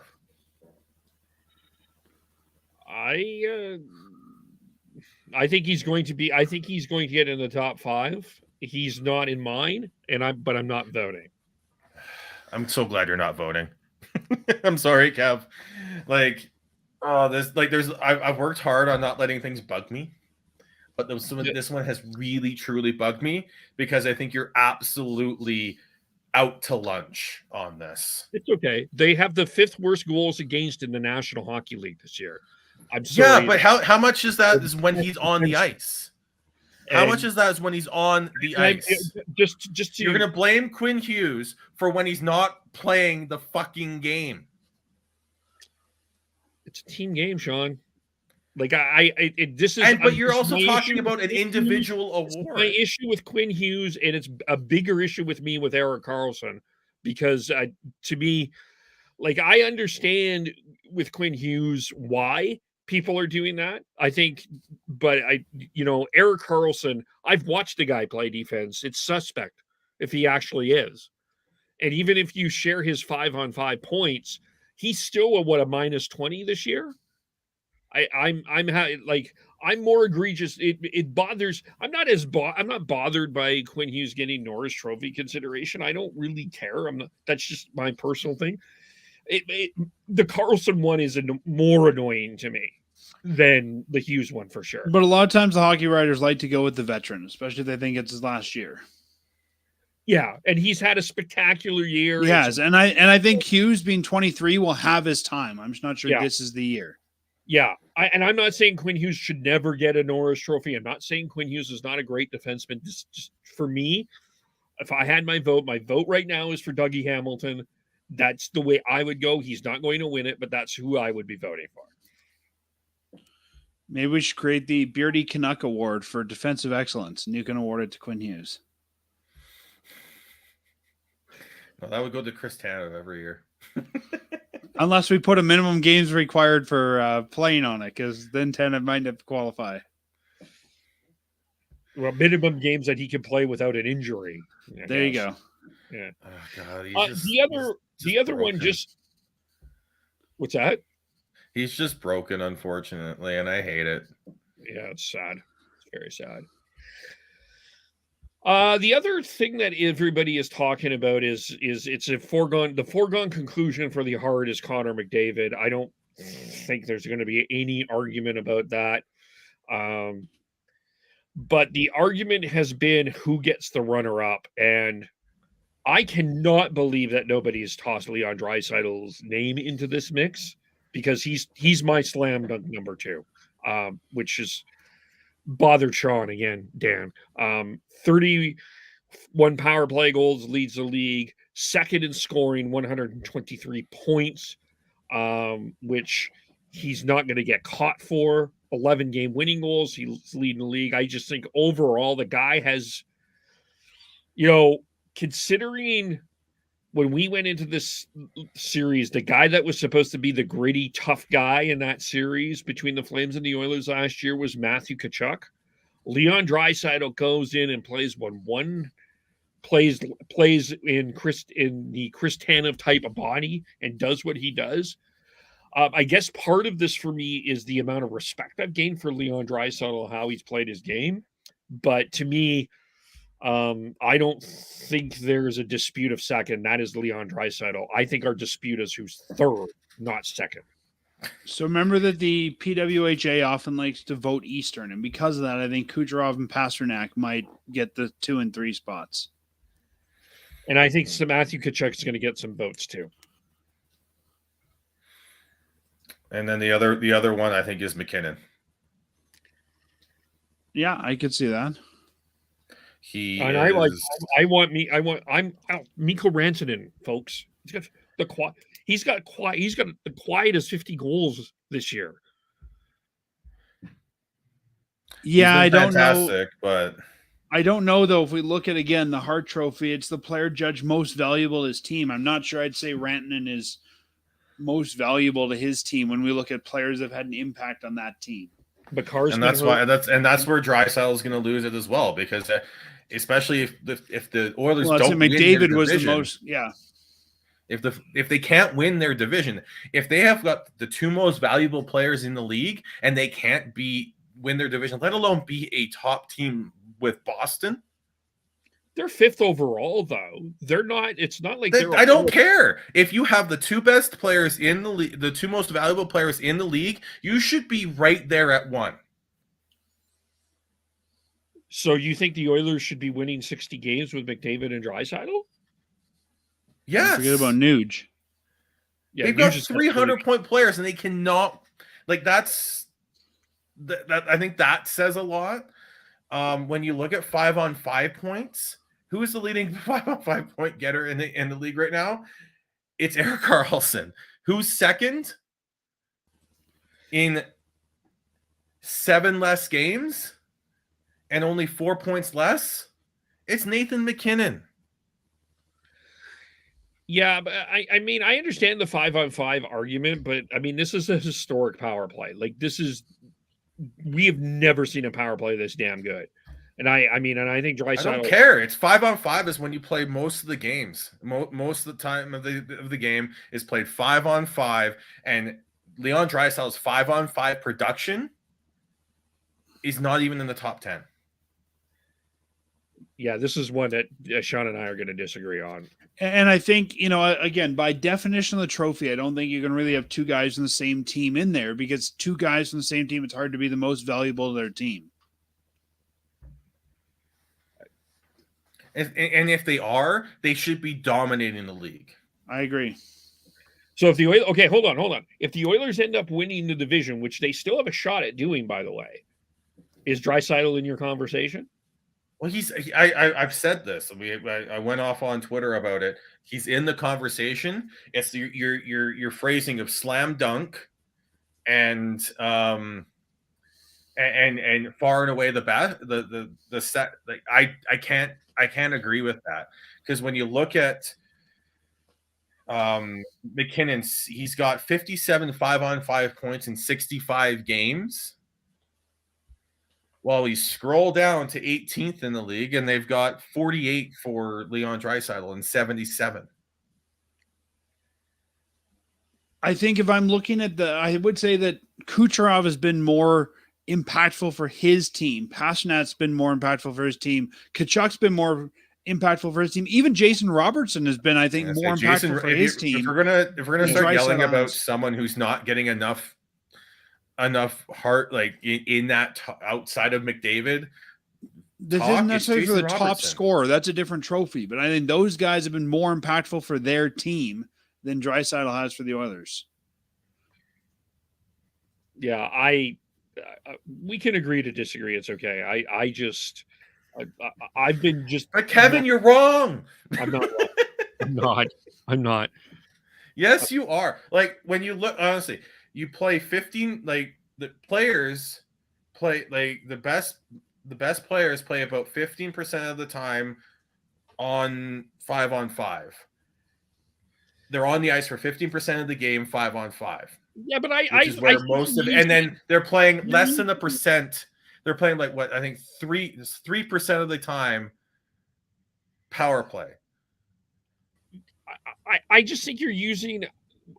I think where we're differing is I think that the fact that the Oilers' power play has been so damn effective to the point of is because of Connor fucking McDavid. Oh, don't discount what Leon has done, though. Yeah, whenever you take McDavid away from Leon Draisaitl, all his stats drop. When you take McKinnon and Rantanen away from each other, their stats don't drop. All I will say is I think Leon's a better player than you think he is. I'm not saying Leon is a bad player. I'm not saying I'm not disagreeing that Leon's a bad player. I just don't think that for the criteria of the Hart Trophy, he is the most valuable player to his team. Okay. This is where I struggle with these conversations, is because I'm not trying to say anyone's a bad player. They're like, he should be in the conversation. I think he'll be top 5. Except for Milan Lucic. But when you look at what McKinnon does, when you look at what Chuck does, you look at what Kucherov does, you you look at what Robertson does and how they drive play for their teams without McDavid, without the bona fide #1 Hart Trophy winner. I think that I give them the edge, especially when you look at 5-on-5 where most of the game is played and they outproduce Leon by a decent amount. And Kevin, to go with your argument, I think if Leon Draisaitl was on a different team where he was on a first line leading that team, I definitely think he could be there. But again, by definition, I don't think this is his year with the Oilers. Okay. We'll see. We will see. We will see. And the final thing that we will see, well, actually, okay. So who is going to get the final? The East is coming down to Pittsburgh, Florida. Ottawa's not going away. Buffalo, Islanders. I slam dunk. I've locked the Islanders in. I think they're going to be in. Whether they're the first or second wild card spot remains to be seen. But they have the best goalie, so I've locked them in. It's down to Florida to Pittsburgh for me. Who's getting that final spot? I'm gonna say Florida. I want Florida because I want them to play Boston, so you can have the rat battle. Kachuk and the Florida Rats being thrown on the ice versus Marchand. Yeah, my only question is, does Matthew show up in the playoffs? Sorry, that was mean. That was mean. But I mean, we're talking about just getting in there, right? And I think, Florida, I think, has the guys to get in there. I think that really this Pittsburgh lineup, I think, is a team that's going to have to go in a rebuild or a retool soon. I think this might be their last kick with this veteran lineup that they've got if they're going to make a run for this. Let's see here. Just making sure I haven't lost. So Pittsburgh won. They beat Minnesota 4-1 tonight. Neither of those should put Pittsburgh at 79 games played and 88 points. The Islanders won. They beat the Lightning 6-1 and injured them too. That's gonna be a dogfight. I love it. You've got Pittsburgh 5-5 in their last 10. Islanders 6-3-1 in the last 10, and Florida 6-4 with a 5-game winning streak.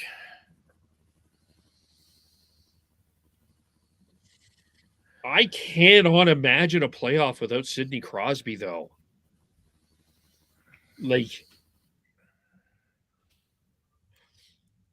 I think momentum-wise, it's Florida, but are we really about to have a conversation about? Are we about to have a playoffs without Sidney Crosby? Well, I think a 35-year-old post-concussion Sidney Crosby is a very different player too. Yeah. So Pittsburgh has Detroit, Chicago, and Columbus to end the season. Yeah, you wonder if Columbus is going to be trying to field just volunteers for that game. No, there's always Zamboni drivers and stuff like that. Yeah, are you related to Johnny Gaudreau? Great.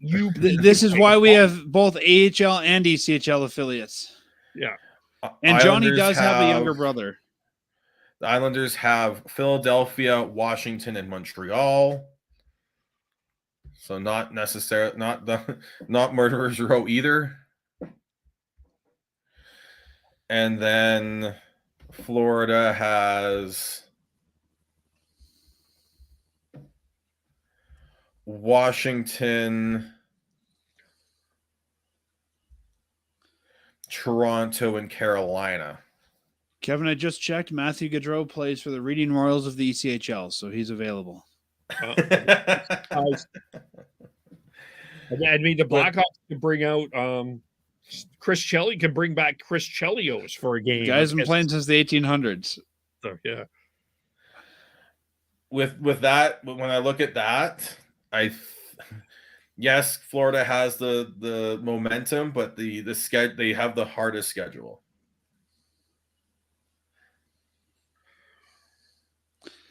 Yeah, I don't know. I something still tells me it's going to be Florida. They've gone through a lot of adversity, but I think that when I watch their games, they look like the most complete team of those guys too. And I think they're the ones that have the drive every night.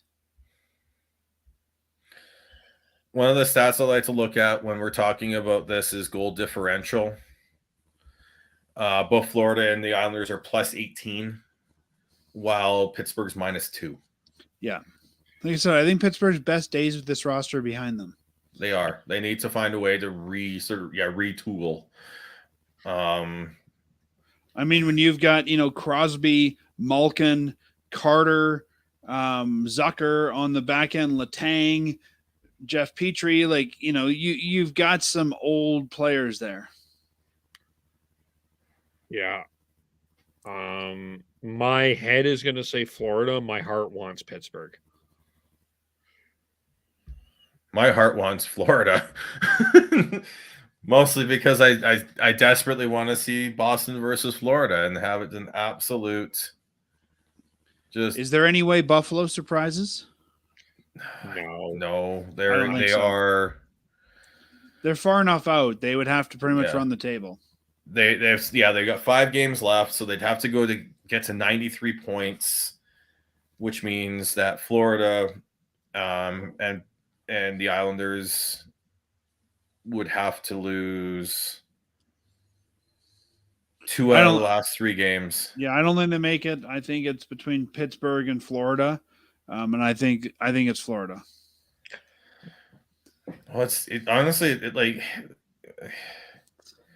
Pittsburgh's 88 points with 3 games left. Islanders and Florida are 89 points with 3 games left. Sadly, there's no head-to-head games left, unfortunately, because that would be a lot better. Dylan in the chat said I was forgetting Rickard Rakell. Dylan, I didn't forget him, but he's only 29, so he's not one of those aging players for the Penguins I think they'll have to move on from. I think that's a guy they keep and build around. Okay, and then from Merrick brought this up. I thought this was a fascinating question, and I had an instant answer, and I'm gonna correct my answer because I don't think it will be them. Who is the team out of the playoffs that will get into the playoffs this next season? And my instant answer was Buffalo, but then I looked at the East. It is going to be really hard to get into the playoffs in the East. I don't know who is out. Are we talking about in just the East, or do we want in both conferences? In both. Yeah.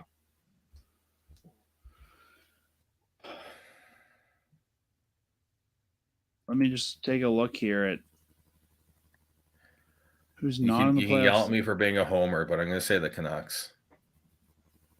See, my first thought was the Flames, but I'm kind of trying to take those 2 teams out. If we take those 2 teams out, the only one I can look at and say that they can make a jump next year would be St. Louis. I was about to say the same. I think St. Louis is on the precipice of a rebuild, and they've got some nice young pieces, and they got some money to go shopping. I think St. Louis or Nashville in the West. In the East, yeah. Well, I think the Metropolitan is going to be another war again next year. Is this Boston's last dance? They're not. Did they just hit everything perfect this year? If it's any when you look at that, I would say you've got 3 options. You've got Buffalo, Ottawa, and Detroit, who all have, and specifically Buffalo and Ottawa, who I think have the forwards and defense that are growing. Ottawa's going to be they aren't there yet, but they're growing. Buffalo, depending on how Devin Levi does, and if he can take over the goaltending there. Ottawa's goaltending still very, very much a question mark at this point. Detroit's blue line is a question mark for me, especially after they traded Philip Hronek. And I think of Yeah, those I two think- teams, Ottawa has shown that they are more willing to be more aggressive to put together a win now team. And I think that because of that, with some offseason tweaking to that lineup and maybe a different goaltender, I think Ottawa would be my choice in the East. So I'm gonna go. If I'm gonna pick out of those three, I'm gonna pick Buffalo. I just look at, but it does come down to goaltending for them. I do think that Darlene is taking a step. You're going to see Owen Power take a step next year. You've got Cousins, Tuck. You're going to see steps from Krebs, and others of that young group. I could see that happening. I just think, I don't know, they're too young to me. Like it I think feels both like teams are. I think both teams are. But I mean, when I look at Ottawa, I see guys like Giroux on there, a seasoned veteran. I guess you've got Skinner in Buffalo, but yeah, when I look at Buffalo, it seems like a lot of kids, sort of like Edmonton when they started drafting, a bunch of kids for a while and didn't have a lot of veterans. And I think that those guys need a little more time to mature. Yeah, they've got, in terms of vets, I mean, Tuck's there. He's been around for enough to be considered a veteran. I'm sure they're great. I'll be very interested what they do with their goaltending next year. Skinner's a veteran. Yost is a veteran. Okposo's a veteran. Okposo needs a new deal, I think. Yep. Skinner. But they don't have many that have been there and done that. Yeah, and that's where I think they might fall down. Is I think they can add some veteran guys, but I think to win you need guys that have won, and I think that's where Buffalo might fall down. But it's also, we're talking regular season, which is different than playoffs. I think you can find a way to get in there with this roster. But also, can Tage Thompson repeat what he's doing this year? Well, that's my big question with Buffalo. Yeah. You've got they picked up Jordan Greenway, who's a nice gritty pickup for them. Kevin, who do you think in the East? My instant answer was Buffalo. But for me, I look at, there's one team that was so injured this year that I can't imagine them missing the playoffs back to back. And I think they're going to have a new coach next year. I would be very wary of the Washington Capitals. There was a lot of injuries this year. But how many of those injuries are ones that these players can come back from and be the players that we know they? Yeah, that's the question. You're not getting Prime Backstrom back. He's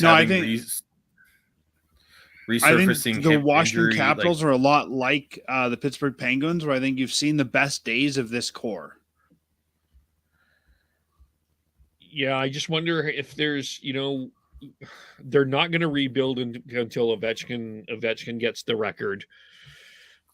So I wonder if they're going to be in buy mode in the offseason where that Buffalo isn't necessarily going to be.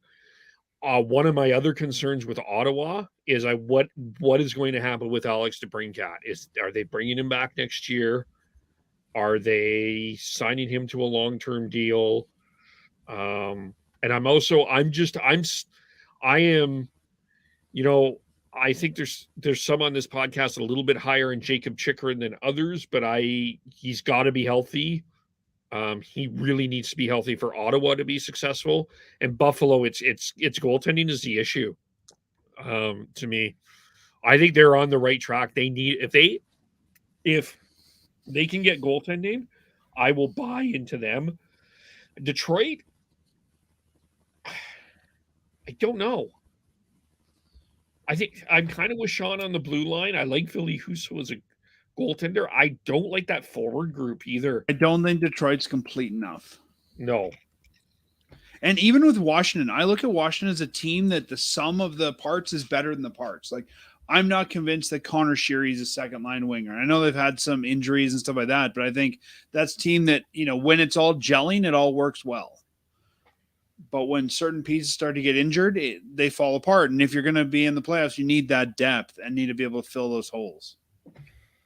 Yeah. And they're old. They are. And with Washington, they're just. Well, in Washington, I think the average we've seen age of their forwards best on days their of roster Oshie's right now is 30. Yeah. Like, Oshie's injured. I think his best days are behind him. Van Riemsdyk's injured. I think his best days are behind him. I think Anthony Mantha, while he's young, I think that this injury might derail him a little bit. Kuznetsov's only 30, but, this team is past the prime state. Yeah. And then we talk about, Nick Backstrom's had hip resurfacing surgery, and that basically was what ended Ryan Kessler's career. It is. I'm not sold on Craig Smith as a top 6 guy. I mean, Sonny Milano's playing in their top 9, and he couldn't even, get a job anywhere else. So I don't know. Yeah, and that blue line right now, and they don't have anyone coming up. They don't. So I mean, Sandin's good, Carlson's good, but that's about it. Yeah, Sandin Carlson and Nick Jensen's underrated.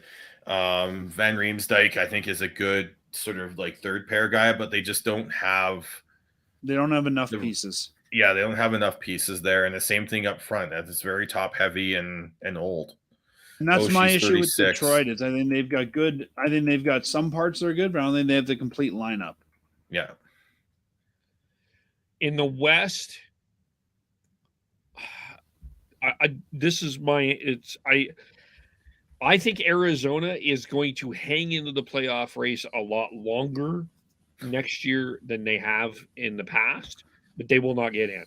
I think Arizona they are taking some good steps. I really believe that. It's not exciting. I think they're going to start having a big issue attracting UFAs. Oh yeah, they're not going to be able to. This is going to be that money. Blue line is not good. Is not anywhere close enough. No, it's not. No, that needs work. They're going to need to do like Edmonton. They're going to have to trade their way into players if they want to trick guys into playing there. And they needed to actually trade for players who can play for them.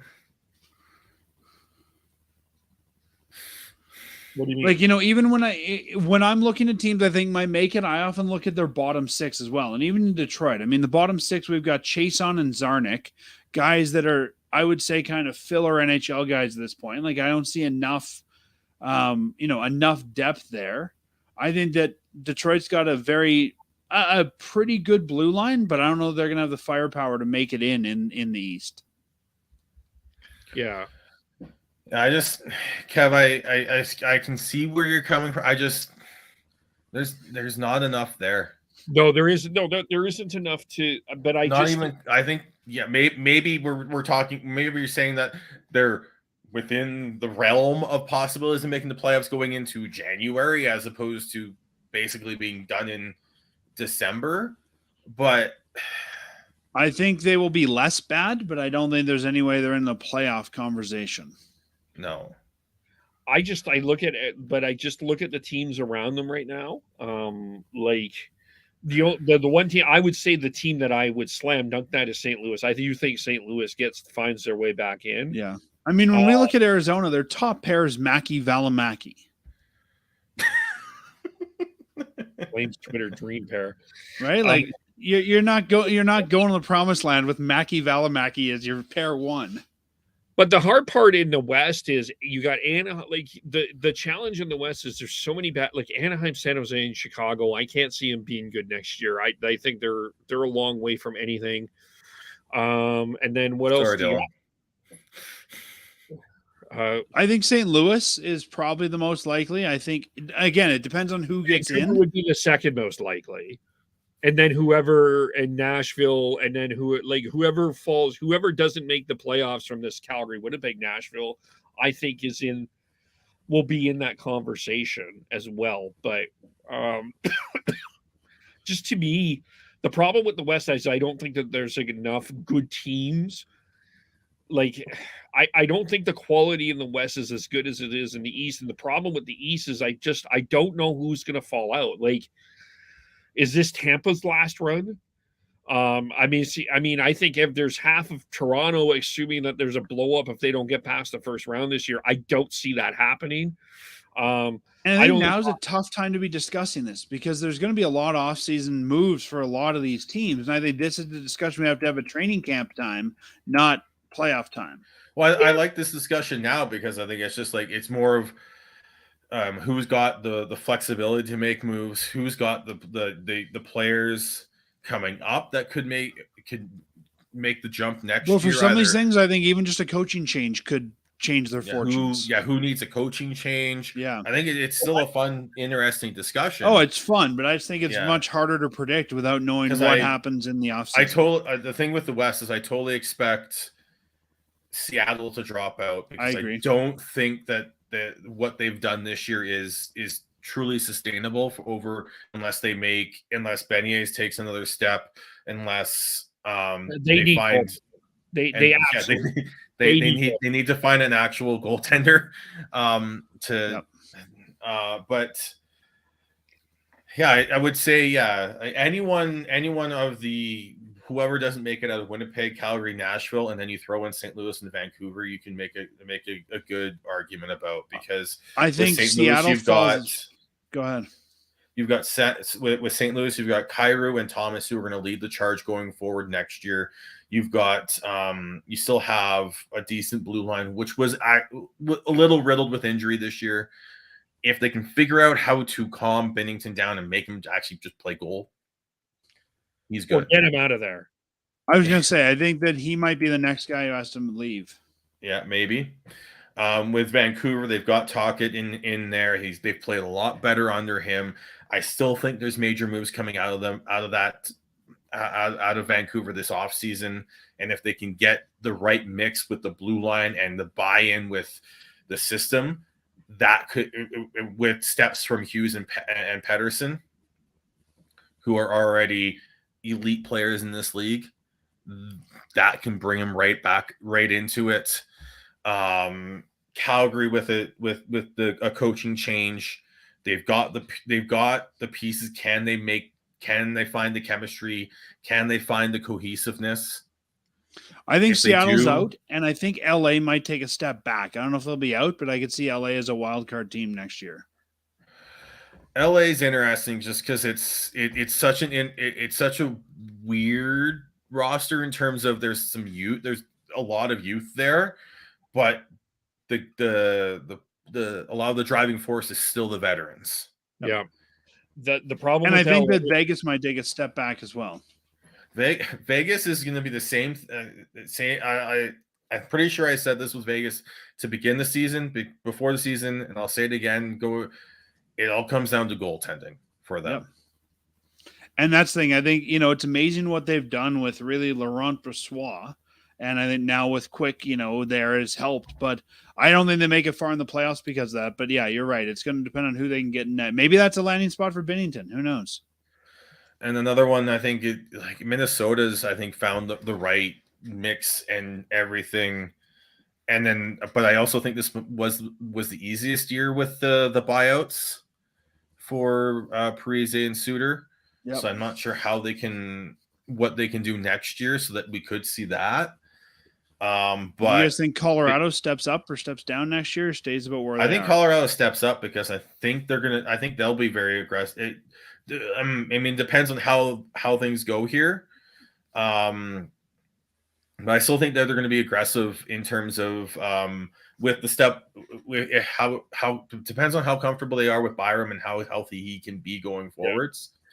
If they feel like he can be, then they've got a trade chip in Sam Girard that they can move out to help either clear cap space or B, make a move to a hockey move to bring in a center, because I think that's what they're missing this year is a true number 2 center. Mm-hmm. Or you're looking at hoping that Newhook can take that step. Maybe Draisaitl could go there and then win the Hart Trophy. But and then going back to the East in terms of like like I said, I think Boston's hit like perfection here. They're not going to have this season next year. No, but I think they've still got a run or two in them. I think depending on what happens with this first round of Toronto, I don't know what we're expecting from them. I think Toronto will be able to hang in at least to a wild card spot. I think they're built well enough at that the very least, yes. Yeah. With New Jersey, they're new to the game here.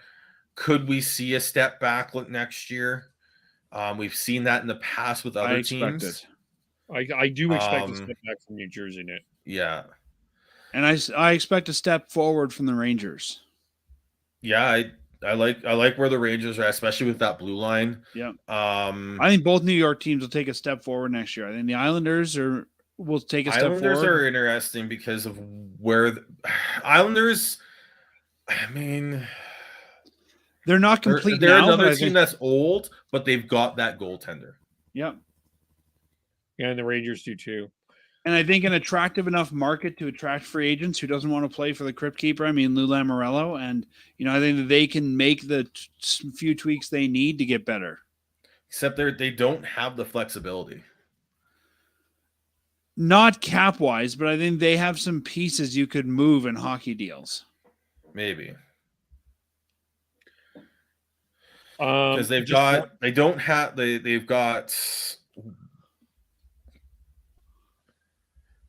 one player making over $2 million coming off the books this year, and that's Pierre Engvall. Then the next most expensive player coming off their books, well, minus Varlamov. I'm not sure what they'll do with goaltending. That's $5 million off the books. But well, even if you were to move on from Varlamov, it gives you some money to play with. Yeah. Just back to the West for a second. The one team that I think is going to have a very interesting offseason is the Winnipeg Jets. Because I think they have to make some massive changes in that roster. I don't know they can do it all in one off season though. I think this might be a multi-year project. Well, that's a great comment, Dan, because I think that's something that we see many fans freak out about and yell and scream about how it's not all done at once. When you look at, and it's something that I've been sort of trying to talk about with the Canucks, is the patience. A lot of fans were expecting big moves this past offseason. I didn't expect too many, but we've seen slow trickles here, and I still think there's some coming with the Canucks, with the Jets. They do have a lot of long-term contracts, so they're still on the books here. Well, here's one issue. They got to figure out what to do with Pierre-Luc Dubois, because that was an issue last year. That the talk is he's wants to play in Montreal. Connor Hellebuck, I believe, is a UFA next year. Next offseason, yes. Yeah. And you talk about Sutter and Huberdeau not being on the same page. I don't see Bowness and Scheifele on. I don't think they are in the same library. They've got Dubois to sign this offseason. No one else of note up front.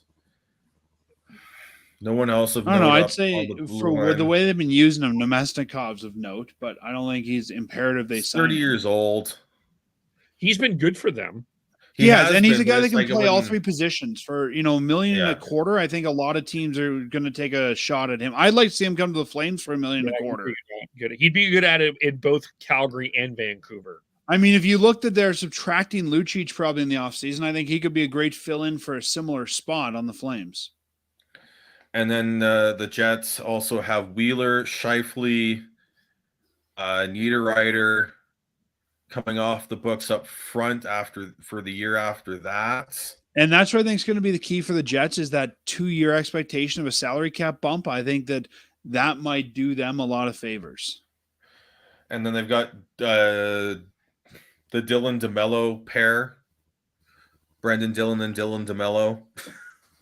coming off the books in 2 years on the blue line, and then Hellebuck in 2 years. My as well. thing with Winnipeg is they don't have a lot of really high end stars to replace some of these guys. So I think they're a team that has to go veteran shopping, and I think because of that. The problem with that is no one wants to go to Winnipeg. No, exactly. There's a reason that they go after they make trades for players who have term on their deals. Yeah, it's same thing we see on Edmonton for years, same thing we're seeing in Arizona. Like they're gonna have to trade their way into it. And they don't have when you get drafted, you don't really have a choice where you get drafted to, but even then they don't have a lot of high end picks because of where they've been drafting. So I think they're gonna have to either overpay for free agents or go out and trade for some of those guys. But that's going to make it harder for them to rebuild. They've got pieces to move out. If they wanted to do a rebuild, I think they could do it. They've got Perfetti, they've got Lambert, and they got Chaz Lucius up front, who are top-end prospects. On the Winnipeg, blue to me, line, you've got Ville Heinola. Team. And I don't know they have the high-end defense prospects. No, I think the best one they got is Ville Heinola, who's 22. Yeah. And I still think there's questions about Hellebuck, after this. Like, he's very inconsistent. I don't know that he's a guy that they would just go out and re-sign. I think that's going to be a big question after next season. He's 29. He's very inconsistent. Yeah. Is the Winnipeg ownership still content with Kevin Cheveldayoff and how he's approached this? Yeah, that's a very question. I have a friend who made the suggestion a few weeks ago that two goalies need a change of scenery. Maybe you end up doing Hellebuck and Binnington and swapping their teams because both guys, decent goaltenders, neither one consistent, but might be able next year to use a change of scenery. Louis would win that outright. St. Louis wins that trade for sure all day. I agree. St. Louis, I'm like, well, where do I pick up Connor at the airport? Like I'll actually drive to Winnipeg to pick you up, Connor. I'm always surprised when I look at the Winnipeg roster that David Riddick is still there. I always forget that. Yeah. They have a very good goaltending coach. That's not getting a lot of love. It's starting to get a little bit more love in Wade Flaherty. He's starting to get some love as a good goaltending coach as well. But just to be like, I really like Cole Perfetti. I think Cole Perfetti is probably going to be their star forward going forward. I'm not saying he's franchise, but he's their star forward. But there's a lot of questions on that lineup. There are. And I think if they lose Dubois, they don't have a guy to step in there right away. And like Sean said, it's tough to get guys to come in. So it'll be interesting to see how they trade their way to that replacement. Well, Dubois would be a trade. They'd get assets for him because. But even then, I don't think you're getting your number one line guy. I think you're getting some younger players out of that. So they're still going to need to find a way to replace that through a different trade. Yeah. Like when I look at Montreal and what you get back, you're not getting a guy to step in there. And Nemesnikov doesn't step in there. Nor does Lowry. Yeah. Well, it's a fascinating, and next week there's going to be a lot of questions. We're going to answer a lot of questions. We're going to have a lot more questions because by the time next Friday hits, we will know every playoff matchup that starts on the 17th. Will the Flames get in? Will they not? Who knows? This is what we'll find out, but stay tuned. This sounds like the end of a 60s Batman episode. Will the Calgary Flames make it to the playoffs? Will the Winnipeg Jets have their number? Find out next week. Same Shifts and Pucks time, same Shifts and Pucks channel. So we don't know what the same time is. Check the Twitter for details. Yeah. In the meantime, and in between time, that's another edition. Yeah. It's another edition of the Shifts and Pods podcast. How do we follow everyone? I am Bearded Canucks 03 on Twitter. We are at Fireside Podcast on Twitter. You can find us on Facebook, Twitter, Instagram, or wherever you find podcasts, or at firesidechat.ca. And Devin Gordhow 09, Tyler TNOBLE, Christian Schneids SCHNEIDZ. I am KEVOLE, Shifts and Pucks on Facebook, YouTube, Twitter, Twitch. Subscribe wherever you get your audio, as well as on the Area 51 Sports Network. Thank you for watching. Thank you for listening. We will talk to you all very soon. Bye for now.